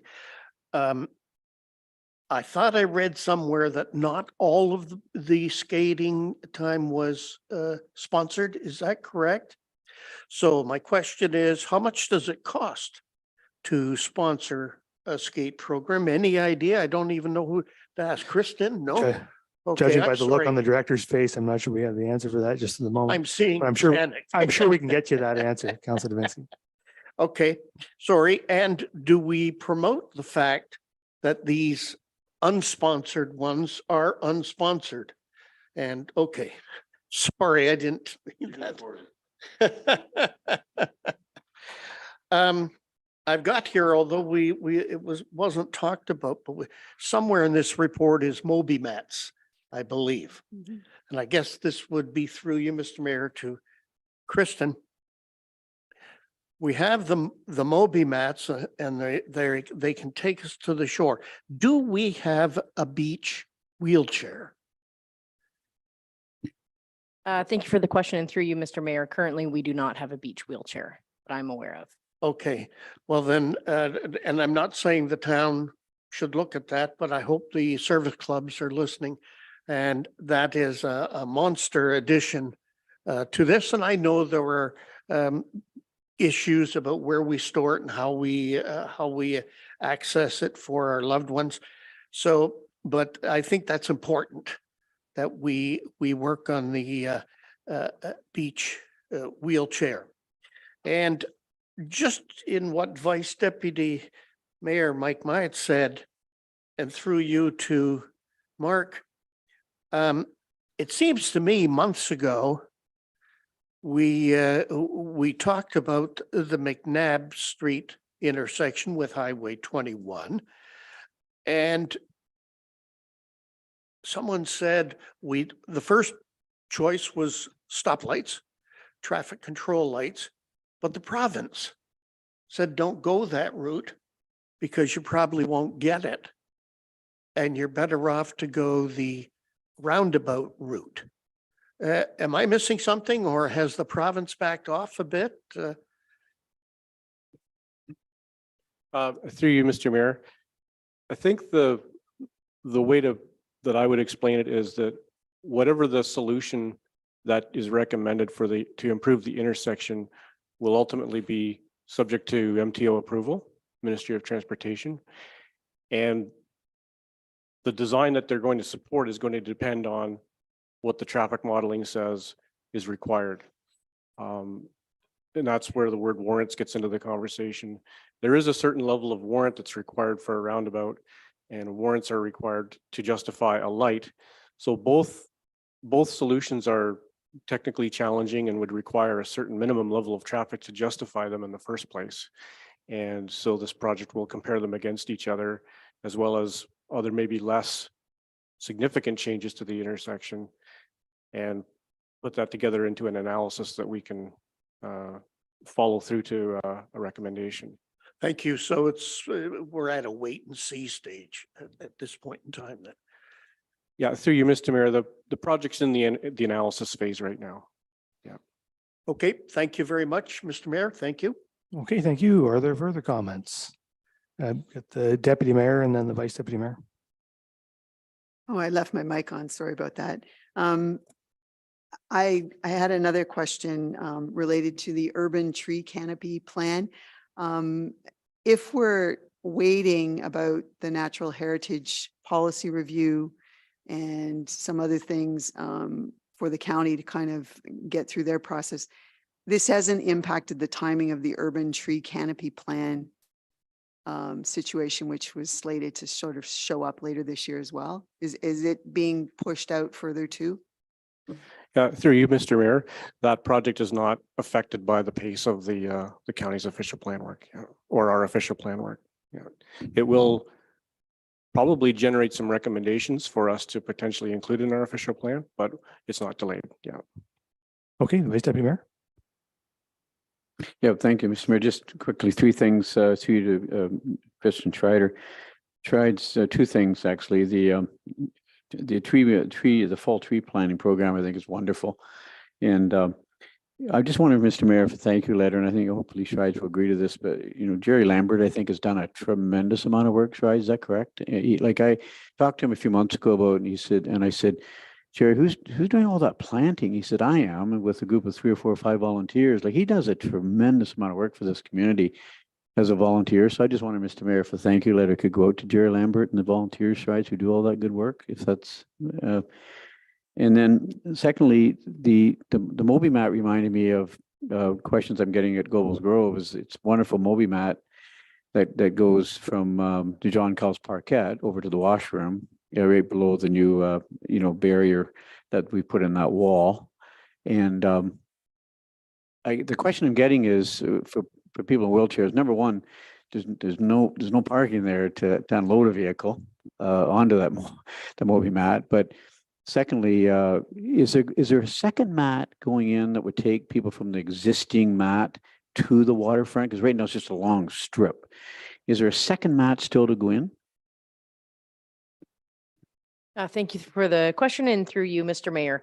So council approved $50,000 in the 2023 budget for the improvements on the water side of the retaining wall from the road construction. So the installation of the Moby mat that's adjacent to the armored stone wall is just the first phase of some of those improvements. So I believe that we have another order of Moby mats on that will go to other sections of the waterfront as well. But I'll follow up with Frank with regards to extensions down to the lake down there as well. Well, that's perfect. Thanks so much. And there was sec here, my notes. That's it. Thank you. Okay. Anything else? Don't say anything. Well, thank you for this report. Every time you read through this thing, you see more things that you forgot about, even though we created this business plan, voted for it, and now have seen it reported on several times. You keep going through it and going through, and oh man, look, there's something else I forgot we were doing. It's a huge list of stuff. And the best thing would be is if members of the public would have a look at it and read through it and see all this work that is going on. I think if folks are thinking about a thing that ought to be done, it probably is being done, and it's probably in this list. So certainly encourage all members of the public to have a look at this. And as I always say, hopefully this will be posted prominently somewhere with links on our website or other locations so folks can easily find it. But anyway, with all that, now you've heard the recommendation, I'll ask all in favor. That's carried. Okay, so now we're on to the third report, which is Community Services Review and Recommendations, the CAO. Thank you, Mr. Mayor. In 2021, the town of Saugeen Shores committed to undertaking a municipal service delivery review. We hired Strategy Corp to complete that review, and in August 23rd, 2021, they completed the current state assessment. I noted some of the points from that assessment in my report for council and the public's awareness. And council will approve the municipal service delivery review implementation in November 2021 with a 2-year implementation plan. The approved restructuring was developed to modernize the town's organizational structure to better align roles and responsibility, improve staffing levels, and address gaps in service. It also positioned the town to be future ready for the growth that continues in our community. I also noted some of the notable changes there for council's information. In the 2021 approved organizational structure, it was noted that a review of community services would occur following the decision-making of the Aquatic and Wellness Center. Council made the decision for a municipally run Aquatic and Wellness Center on March 13th this year. And in that report, it acknowledged that we would have anticipated staffing requirements in order to support that model. With that, we hired Strategy Corp to complete that review of community services in the operations department. They were contracted to assess the personnel needs and to develop the recommended structure to integrate the Aquatic and Wellness Center staffing into the town's existing structure, evaluating alignment with current roles and functions in our organization. Additionally, Strategy Corp was asked to evaluate the entire department, adding additional responsibility and scope from the Aquatic and Wellness Center to this already large department was acknowledged as a challenge that needed to be reviewed.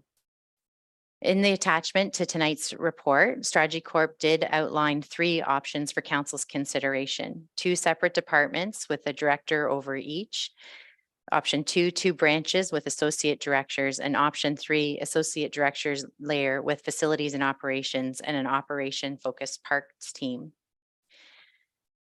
Through the feedback from the director and the evaluation of Strategy Corp, it is recommended that option 1, 2 separate departments, be the recommended organizational structure for community services and operations going forward. Option 1 is preferred for the following reasons. It's the most fiscally responsible option with the addition of 1 new director. It minimizes the impact of the restructuring to specifically community services without introducing further disruption to other divisions that have already gone through change. It minimizes pressure within the association related to salary and title inflation and does not create an associate director ban in our non-salary grid.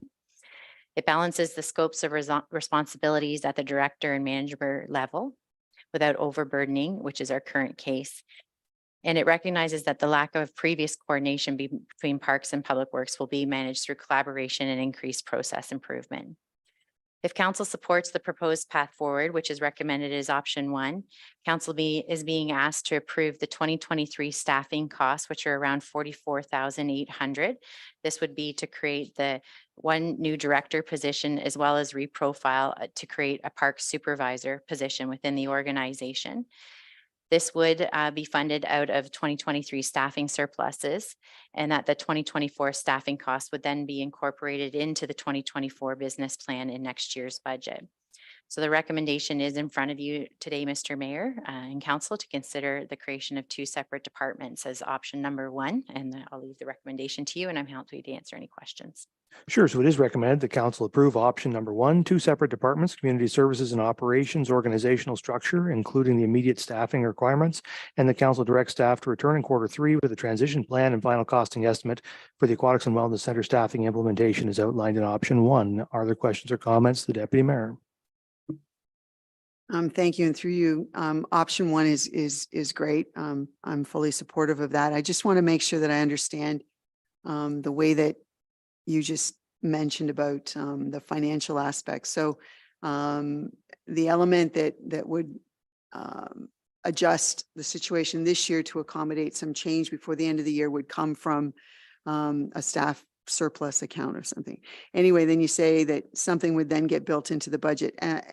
Am I correct in reading into this that what we're doing here without the costing related to the Aquatic and Wellness Center staffing situation is about $250,000 in staffing additions that we're being asked to, it's not pre-budget approval, but we're being asked to just nod our heads and say, that's okay to go into the budget next year. It's about $250,000, right?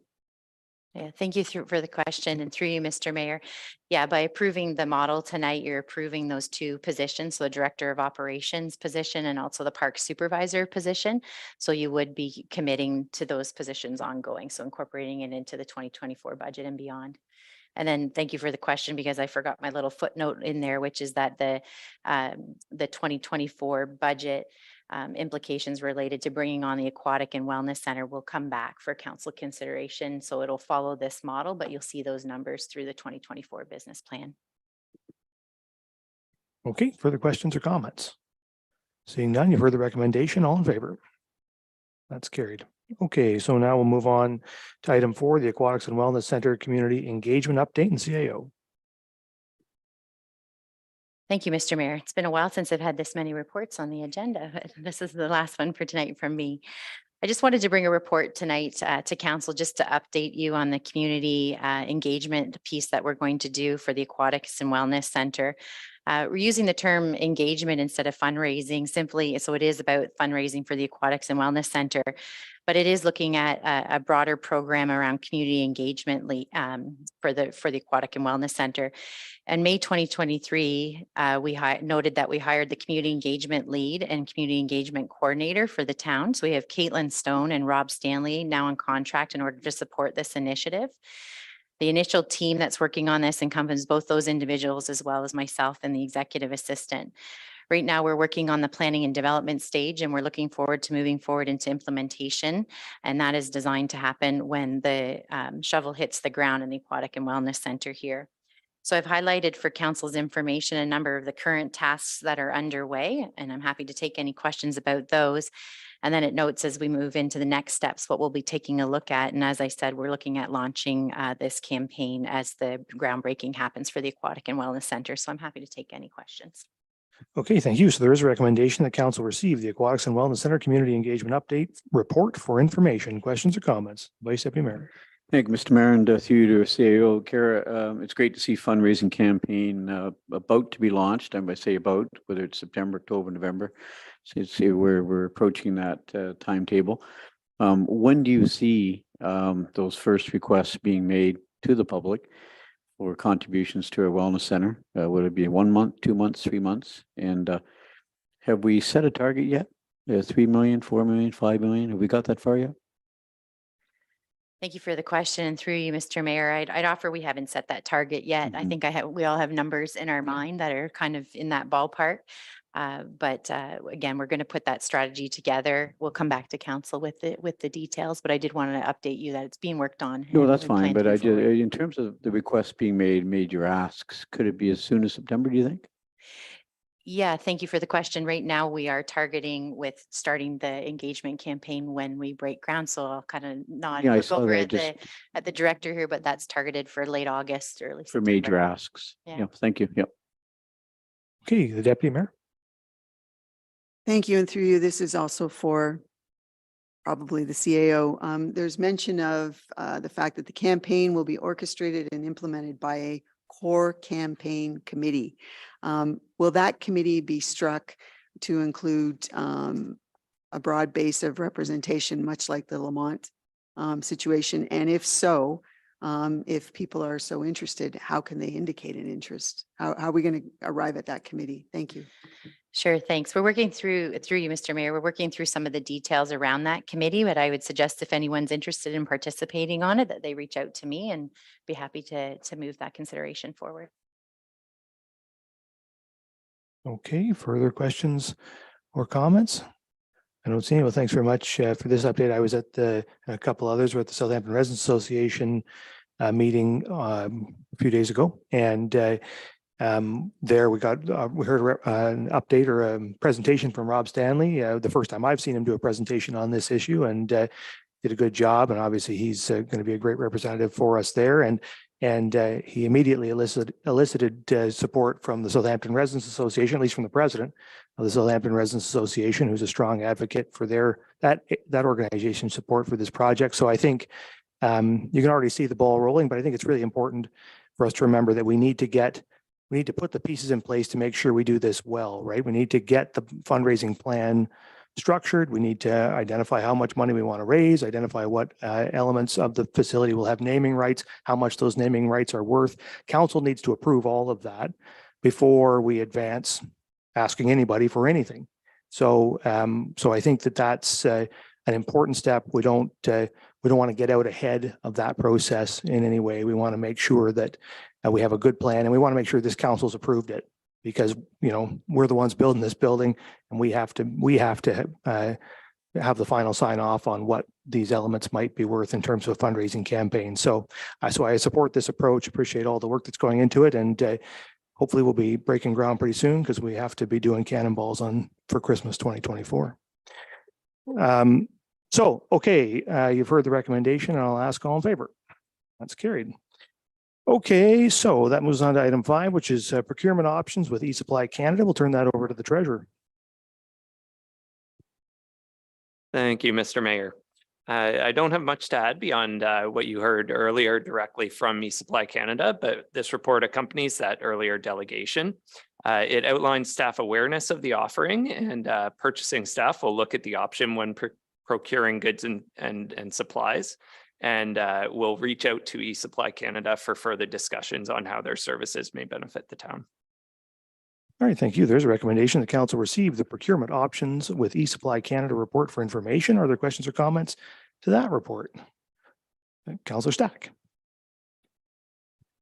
Thank you. I'm just curious if we have a plan to do more dedicated Indigenous procurement as part of our overall commitment to economic development. It's certainly something I'm interested in the future. So I'm just curious if that's on our radar. Thank you for the question. Through you, Mr. Mayor. I wrote down on the sticky beside me tonight, Indigenous procurement policy. So thanks for reinforcing that. Yeah, any further comments, Councillor Maya? Yeah, thank you, Mr. Mayor, and through you. Along the same lines, I know with private corporations, it's easier for them to come up with policies around giving preferential treatment to Indigenous or any group for that matter, but in specific Indigenous suppliers and companies. But is that something that government or municipal or federal or anybody can really come out and say that we're going to give one ethnic group a preferential treatment when it comes to procurement over another? Is that something that we can do legally? Through you, Mr. Mayor. I don't think I'm in a position to answer that tonight, so we haven't done any research into it. Yeah, I think it's a thing that the Director of Corporate Services and working with the Treasurer will look at. I know we've talked about local procurement before and what the implications of that are. And so I think our Corporate Services Department will have a look at it, see what's allowable in legislation and what might be best for the municipality. Of course, we always have to remember in terms of any procurement that our ultimate responsibility is to procure at the lowest possible price for the taxpayer. So, but the great thing about eSupply Canada is they're a real competitive business. That's not a charity we're talking about here. We're talking about a local business that can compete. And so why wouldn't we buy from a local business if they are providing the best price for taxpayers? So I think that's where the advantage comes from. And I think it would be true with any local business that we would want to figure out ways to do business with them if they are the most competitive option for sure. So anyway, our corporate services staff, I know we'll have a look at it under the direction of the CAO, and I'm sure we'll hear more about it. Anything else on this?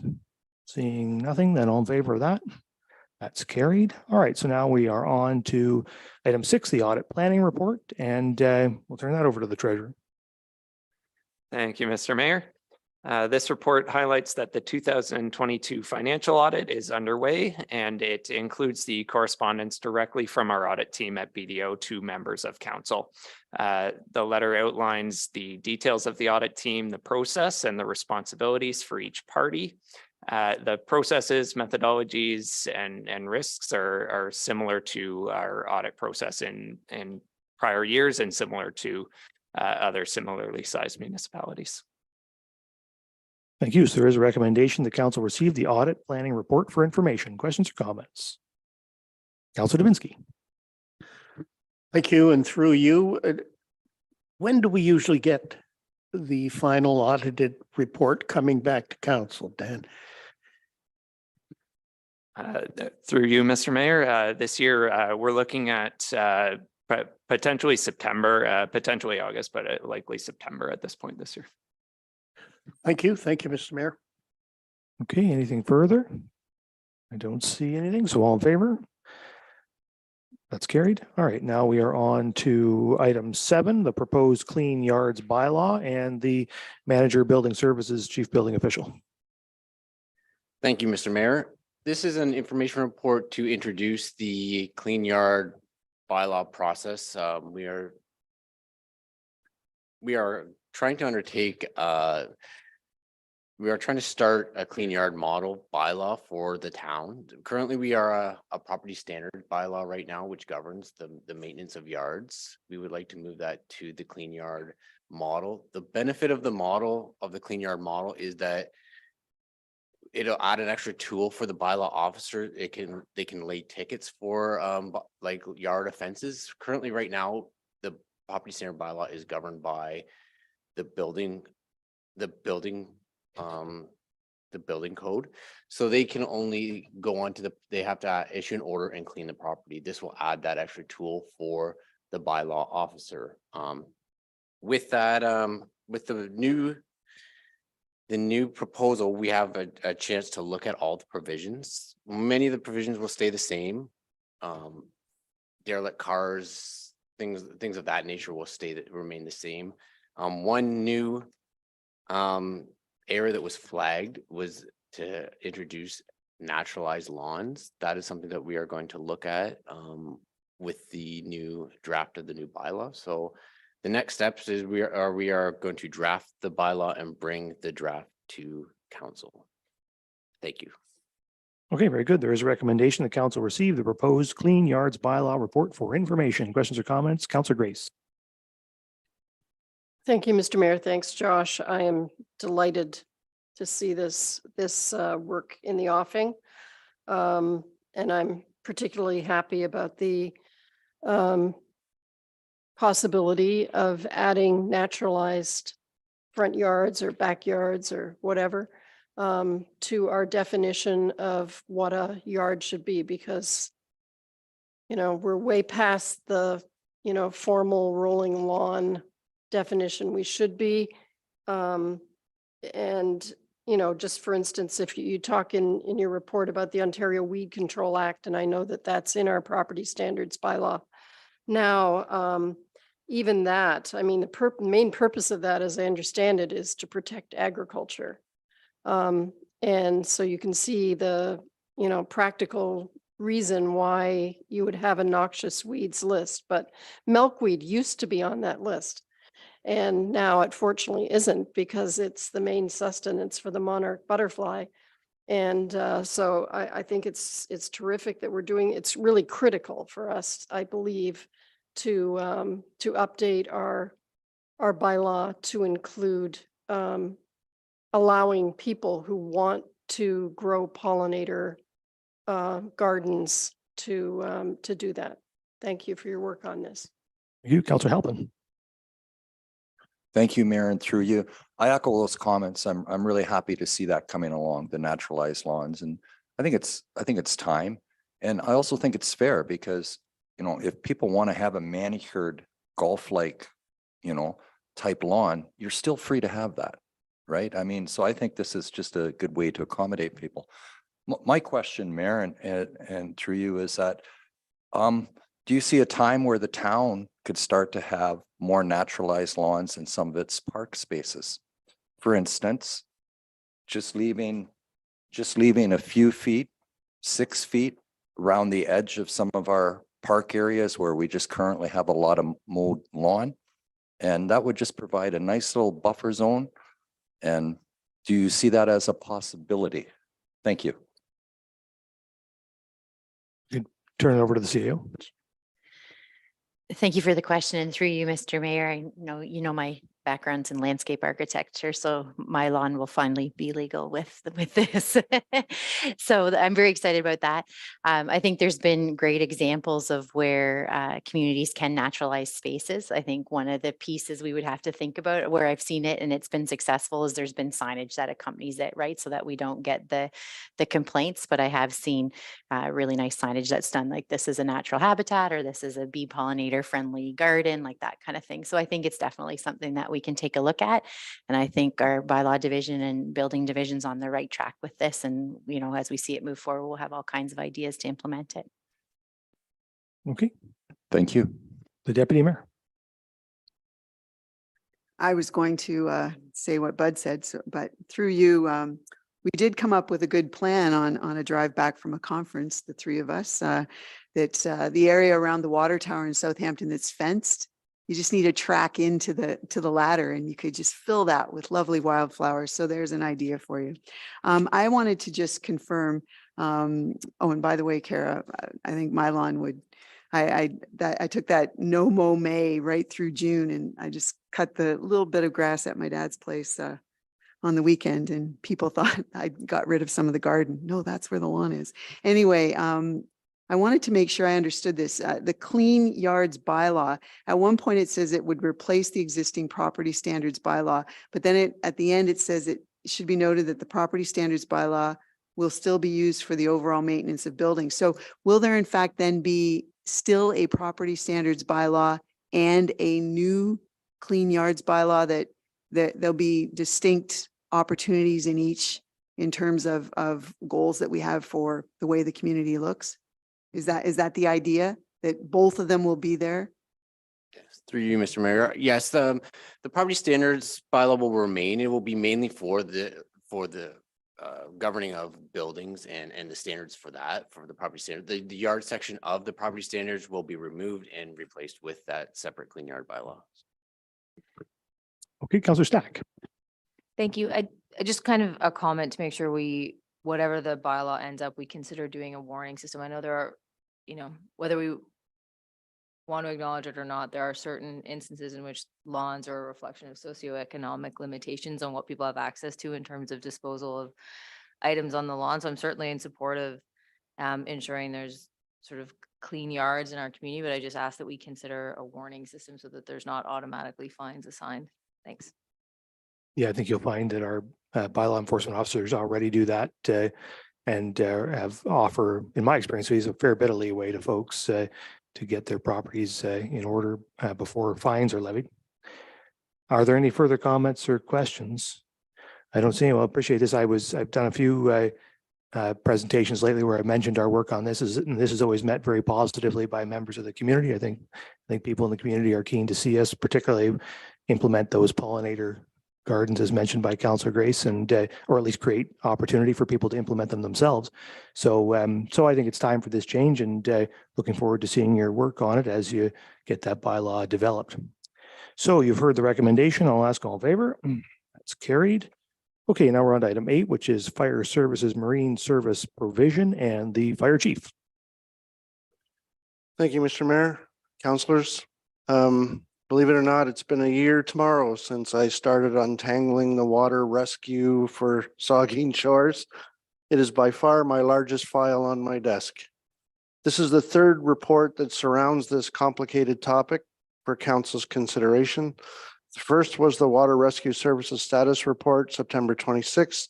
The second, the regulatory bylaw allowing water rescue other than strictly shore-based.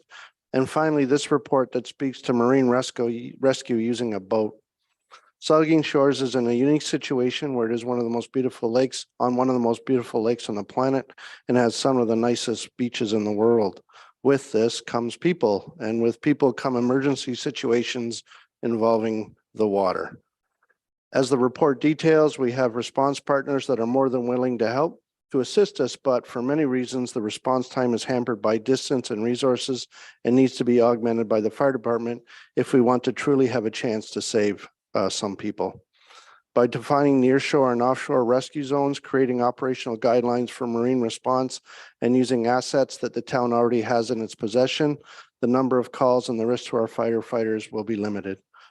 Our firefighters are adamant that they want to help and are very happy to take on the Transport Canada and NFPA training required to respond quickly and safely with the 14-foot inflatable and the Peerless 2, both in our municipality and our Saugeen First Nation and municipal neighbors. Since Saugeen Shores has and will have invested significantly in both assets and people, the final recommendation speaks to cost recovery for supplying marine rescue for those that ask for it in the form of service or fire service agreements outside of our municipality. There is recommendations in front of you, and I'm more than happy to answer any questions. Well, thank you. So there is a recommendation that council approve an amending bylaw to update the establishing and regulatory bylaw 25/2023 to clarify the fire department's involvement in nearshore and offshore water rescue. And the council directs staff to advance an operating procedure with the Marine Heritage Society to clarify the use of the Peerless 2 for nearshore support and offshore Coast Guard water rescue. And that council directs staff to resume responding to neighboring municipalities for marine search and rescue responses under agreements that facilitate cost recovery. Questions or comments from members? We'll start with the deputy mayor and work our way down. Thank you. And through you, I just want to thank the chief for all of his efforts on this big file on his desk, because hopefully we won't have to engage in these types of protective services very often, but it's real good that we're going to have some policies and procedures in place. I wanted to just make sure we were not in danger, but I was on the Peerless on the Chantry Island tour once when we did have to initiate a little rescue, and I was very grateful to see 2 firefighters come out there with the Zodiac and immediately take charge of the situation and get us back into shore. So that was a very good thing. There's reference to 1 kilometer offshore. So Chantry Island is usually referenced as being about 1 kilometer offshore. But of course, when you're coming out from the harbor, it is a little bit longer than 1 kilometer. So all of what we're doing here would mean that we're setting up the potential for Chantry Island to be covered in the 1 kilometer sort of situation and not go out beyond to the 3.5 kilometer range, right? Through your, Mr. Mayor, to the councillor, you're correct. It's Chantry Island is the 1 kilometer. So everywhere I look, Chantry Island's about 1 kilometer from shore. So that's what I used. Okay, thank you very much. It's a great report. Thank you, Councillor Davinsky then, and then Councillor Halpin. Thank you, Mr. Mayor, and it's more a comment. Thank you, Chief, for the report. It says everything it should say, and I certainly will be supporting it. I can think of two young men, kayakers, who would support this over and over and over again, because they have just recently been rescued in our lake where the kayaks overturned, and they the Peerless went out, and a salute to those that were on the Peerless at the time. The fire department, I believe, was involved as well. I'm not sure. And they rescued these two gentlemen, and one of the kayaks, the other just came to shore on its own. So, but they're not from here. I believe they were from the Toronto area, but you can bet their ears are ringing tonight, because this was something that they'll talk about for a long time, and they will support, as will I tonight. Thank you. Thank you, Councillor Halpin. Thank you, Mayor, and through you. This is just a great thing, being someone who has a boat in Southampton and someone who's had to be towed to shore before. I think this is just really a great thing. Just a clarification, you said there'll be a cost recovery for other municipalities. Would there be a cost recovery to people being towed in? For instance, let's say I ran out of gas and I'm stuck out there. Is there a bill being presented to people who are rescued? Thank you. Through you, Mr. Mayor, to Councillor, thank you very much for the question. I'm hesitant to say that we will be a tow company. We are in the business to rescue. If they are bending on their communications with Trenton, the Coast Guard, JRCC, if they are safe and not in danger, we probably will allow the Coast Guard to take care of them. It all is going to depend on the report and how it goes. We certainly aren't going to leave somebody out there if it's negative, but we're not going to put our firefighters at risk either. So it's a how long is a piece of string sort of question. Okay. Are there further questions or comments? Councillor Halpin, sorry. I guess I'll wait for that final report and ask questions at that point. Thank you, Mayor. Sure.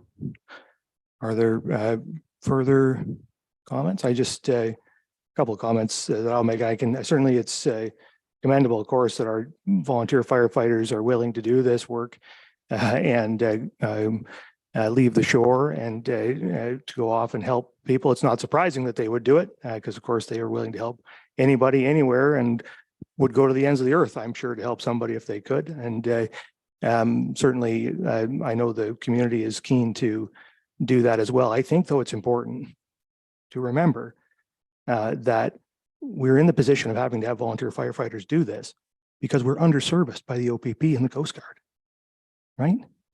They're in the OPP is in Kincardine. Their volunteer firefighters don't have to go out in the water and do that work. The OPP does it there. And in Goderich and Tobermory, they got the Coast Guard doing that work. Wyerton, OPP is doing the work.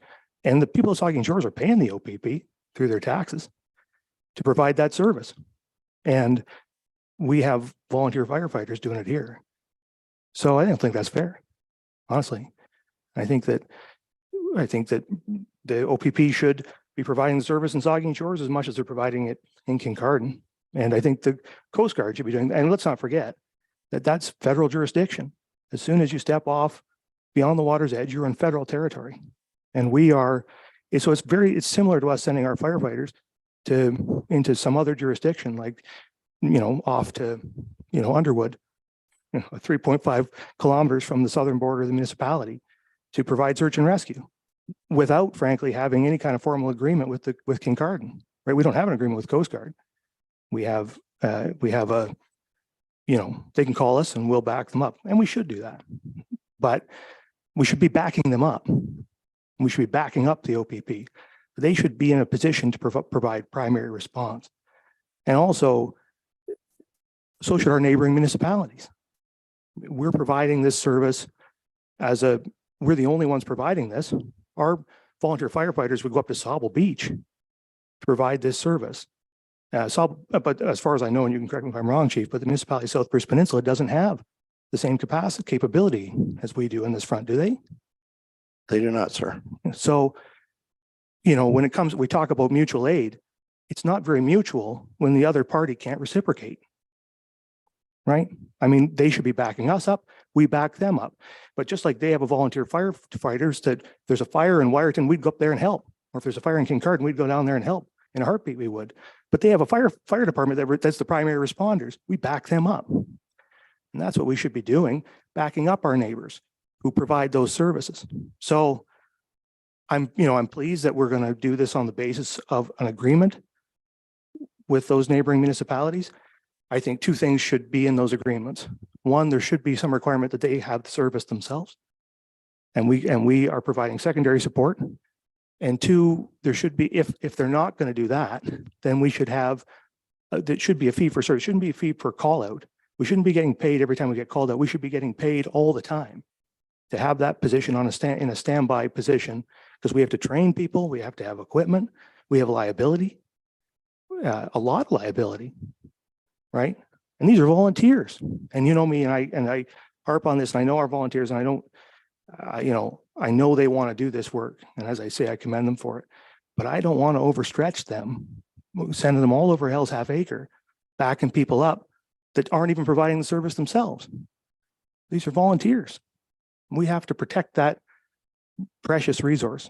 So I have trouble with the whole thing, as you can tell. I support it. I will support it because people in the water need to be rescued.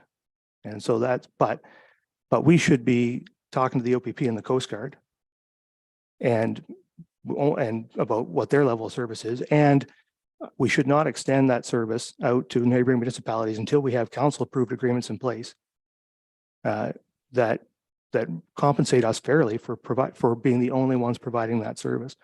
So I'm hopeful that the one thing the recommendation says is that we would direct staff to resume responding. I would like to give that direction after we have an agreement. And maybe the two things are, maybe it's a fine line there, but I guess I will vote for the recommendation on the understanding that I don't want to see that resume until we have an approved agreement. And I sort of hold back my final approval for providing that service to our neighboring municipalities until we have satisfactory agreements to this council in place that protect our volunteer firefighters. Chief? It may not be worded appropriately, sir, but that's the intent, that the agreements will be before council like the other agreements, and council will give direction on whether to execute them or not. That's the intent. Okay, so you've heard my rant. I'm sorry. Are there further comments or questions? I don't see any, so all in favor? That's carried. Okay. So now we're on to 8.4, communications and petitions for committee of the whole, 5 items there. Any comments to any of those? The deputy mayor. Thank you. And through you, it's related to number 5 about licensed childcare spaces. I really feel a little bit uncertain about whether or not we're doing okay in terms of availability of childcare right here in Saugeen Shores. So I don't know who would be the appropriate person maybe, or department, or even maybe it's the county, to give us a little bit of information about how we're doing in terms of the provision of childcare services, because there is some merit to what Petrolia is suggesting. It's about increasing home licensed services to enable a couple more kids before and after school, which would help out, I'm sure, some parents. I just don't know if we're in a situation here that there's a bit of a crisis, or are we doing okay? Who can help us understand our own community situation with childcare? And I can certainly, that's an item that's reported routinely to Bruce County Council. So I can certainly forward on to council the latest report on our situation with childcare spaces. We are short of childcare spaces, significantly short. That's I can't recall the exact numbers off the top of my head, but we are short. And so, but I can also say that human services staff at the county are engaged in a large number of activities to try to rectify that situation. And so I'll pass along, I'll get them to send me a couple of reports to sort of outline that, and I can pass them along to council. Anything further on any of these items? I don't see anything. Okay, so we'll move on then to, I guess that brings us to the end of the committee of the whole. So let's do we can do very quick statements by members. We got a significant council meeting, so let's just short ones tonight. The deputy mayor. Okay, I attended two Municipal Heritage Committee plaque unveilings. One was at the Coulter Parquet. It was about a little bit of history of downtown Port Elgin, business in downtown Port Elgin, and one at the Port Elgin Main Beach, which was about recreation and sport, or recreation and fun times at the beach. Councillor Halpin was at one with me as well, and members of the Heritage Committee. Great to have two more plaques unveiled. We have a couple more coming up too, and didn't have a lot of the public out, but we're hopeful that the next couple will do that. I did want to publicly apologize to the Southampton Residents Association for missing their meeting on Saturday. Just completely left my brain. I was literally half a block away when their meeting was going on.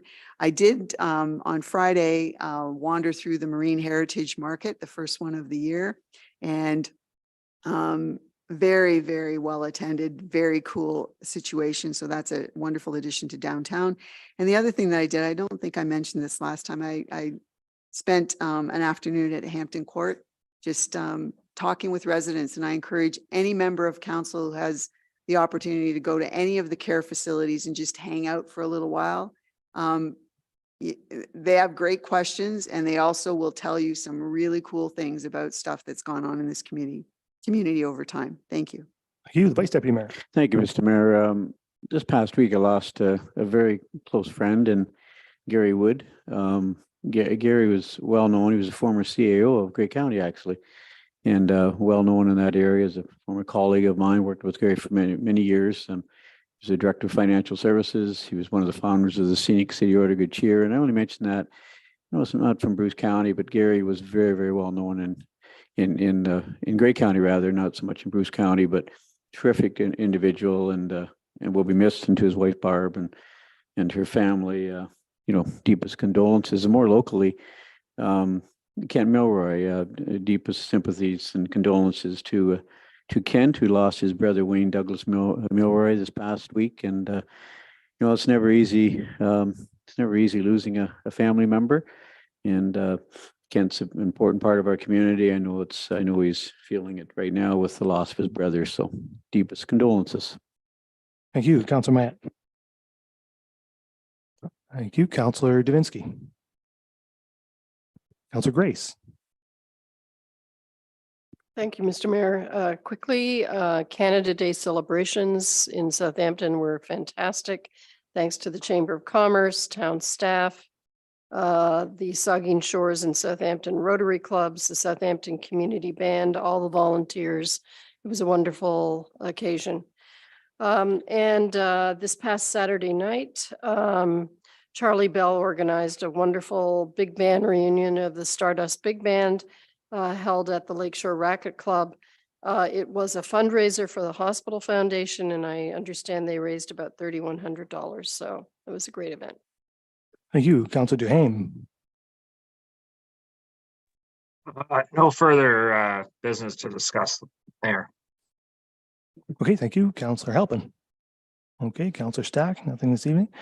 Just quickly, for me, lots of things going on the last couple of weeks, but one that is important to mention, of course, is the announcement middle of last Wednesday. I was pleased to be at Bruce Power to for the announcement of from the Minister of Energy and Bruce Power about the planning that is going to commence to build nuclear at the Bruce site. 4,800 megawatts of new generation is the sort of the long-term vision there, which is amounts to several CANDU size reactors. And so obviously that's a major, it is the largest economic development news in our region since the middle 1970s, I would say. Will be a very major infusion of money. We're talking a tens of billions of dollar capital project of provincial significance. And so I just wanted to, of course, acknowledge that, but also note that it's important for us as a municipality to reconsider as we go forward all of the things that go into planning for the future of the municipality, population projections, all of the servicing that will be required, and to begin to talk about how we talk to the province about that impact on our community and how we can be receive the appropriate compensation to make sure that we can service that provincially significant project appropriately. I think that that will be a subject of conversation between the municipalities. I know the First Nation is already talking about it. It's great news, I think, for our future. So it guarantees the future of that site, I would think, well into the 22nd century. But it certainly is a matter for us to consider carefully as we go forward planning the community. But an exciting time anyway. So with that, I'll ask for motion to adjourn, moved by the Deputy Mayor, seconded by Councillor Stack. All in favor? Committee stands adjourned and we will reconvene at 9 p.m.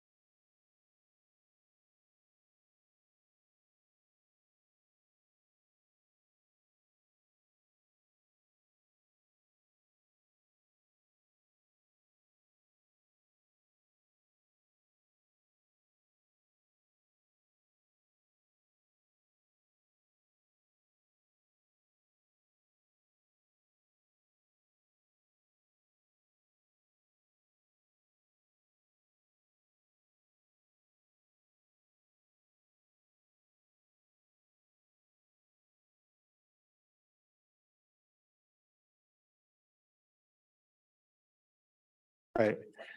We'd like to call to order this regular council meeting. I assume I can. Sorry, I just jumped into that. Yeah, sorry about that. We're going to call to order this regular council meeting. And the second item on the agenda is disclosure of pecuniary interest. Ask any member if you have one of those to declare at this time.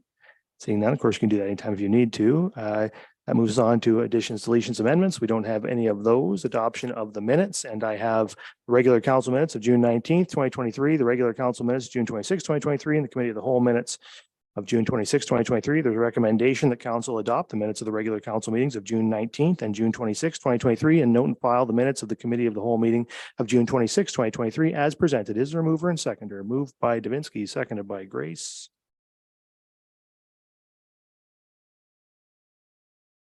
Any questions or comments to any of those minutes?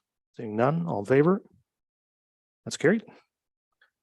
Okay, so then we are moving on past public meetings to close to public, and there is a resolution. The council move into closed public session to discuss matters in accordance with Municipal Act 2001, Section 2392B, personal matters about an identifiable individual, including municipal or local board employees, D, labor relations or employee negotiations, and K, a position plan, procedure, criteria, or instruction to be applied to any negotiations carried on or to be carried on by or on behalf of the municipality or local board. And this is to cover negotiations and discussions for an agreement relative to position recruitment and personal information about an identifiable individual and employee negotiations on a confidential matter.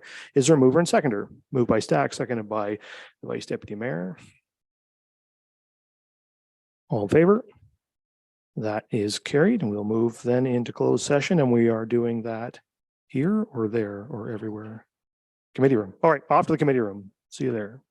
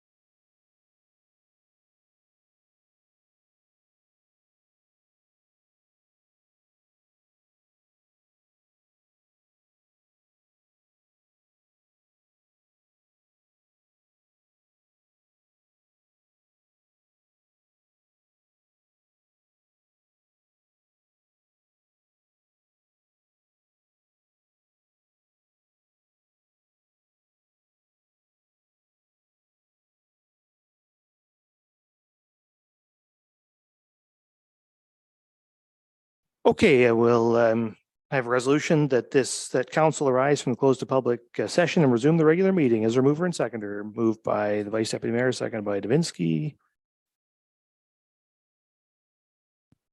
All in favor? It's carried. All right, I will report that council gave direction to staff with regards to negotiations and discussions for an agreement relative to physician recruitment. And council gave direction to staff regarding personal information about an identifiable individual and employee negotiations on a confidential matter. All right, so now we will move on to, sorry about that, reports of the Committee of the Whole. And there are 6 reports there, and there is a resolution that council directs staff to advance the master planning process for North Shore Park. The council received the light industrial water rate request follow-up report for information. The council adopt a notice policy bylaw, a bylaw to adopt a policy governing the circumstances and manner in which the town shall provide notice. The council endorsed the 2024 business plan timelines, working toward a final budget presentation in December 2023. The council received the introduction to asset management report for information, and the council adopt a bylaw to enter into a fire services agreement with the town of South Bruce Peninsula for the provision of fire services as defined in Schedule A of the agreement. Is there a mover and seconder? Moved by the Deputy Mayor, second by Councillor Grace. Questions or comments? Seeing none, all in favor? That is carried. Okay, now we're on to reports of municipal officers and committees. The first one is Heritage Committee report on policy amendments, and there is a resolution the council approve. Oh no, sorry. Yeah, sorry, that's right. The council approved this property plaque program policy as amended and this Heritage Conservation Award policy as amended. Is there a mover and seconder for that? Moved by Grace, seconded by Halpin. Any questions or comments? Councillor Grace.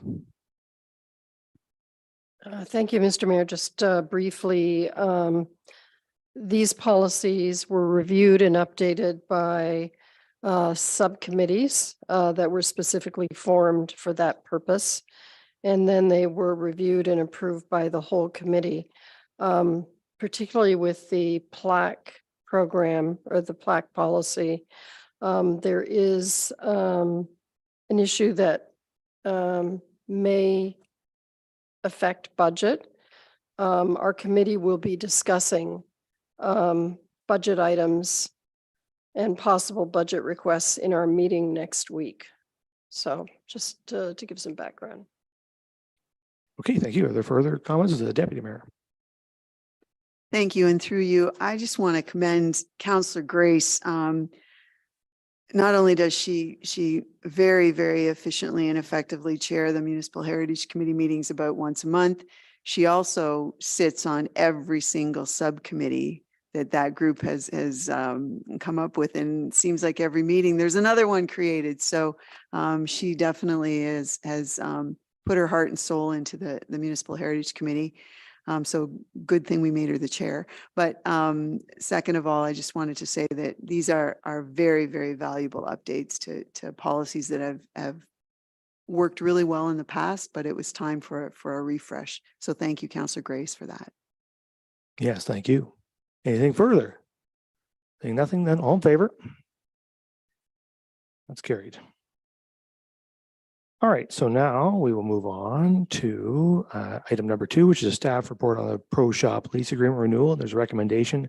The council adopt a bylaw to authorize a 5-year lease agreement with Gord's Pro Shop, care of Gord Lamont, to continue operating at the Saugeen Shores Community Complex. Is there a mover and seconder? Moved by Halpin, seconded by the Vice Deputy Mayor. Are any questions or comments to that one? Vice Deputy Mayor. Just a quick comment to thank Gord. You know, he, in a lot of ways, he's kind of the receptionist for the Plex as well, you know. I mean, everybody talks to the man when he comes in, when people come in and get their skates sharp, and he directs people, and he's just an ambassador for the community. So I think it's a good agreement, and I'll certainly be supporting it. But thanks to Gord Lamont for all he does for our community. Yeah, absolutely. Further questions or comments to this one? Seeing none, then all in favor? That is carried. All right, now we're on to bylaws, and there are 4 bylaws there for consideration. Anyone want to consider any of those individually? Seeing no request for that, then we'll read the resolution that bylaws 62, 2023, 63, 2023, 64, 2023, and 65, 2023 are hereby read a first, second, and third time and finally passed and sealed this 10th day of July, 2023. Is there a mover and seconder? Moved by Grace, seconded by Davinsky.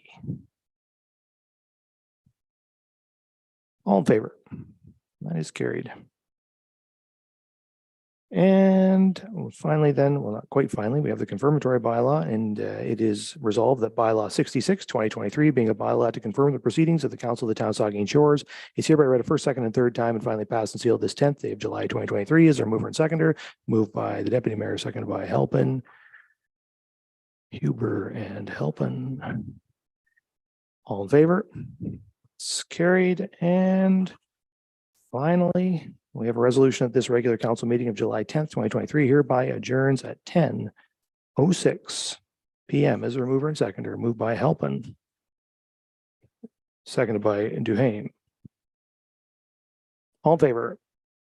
That is carried. Council stands adjourned. Have a good evening, everybody.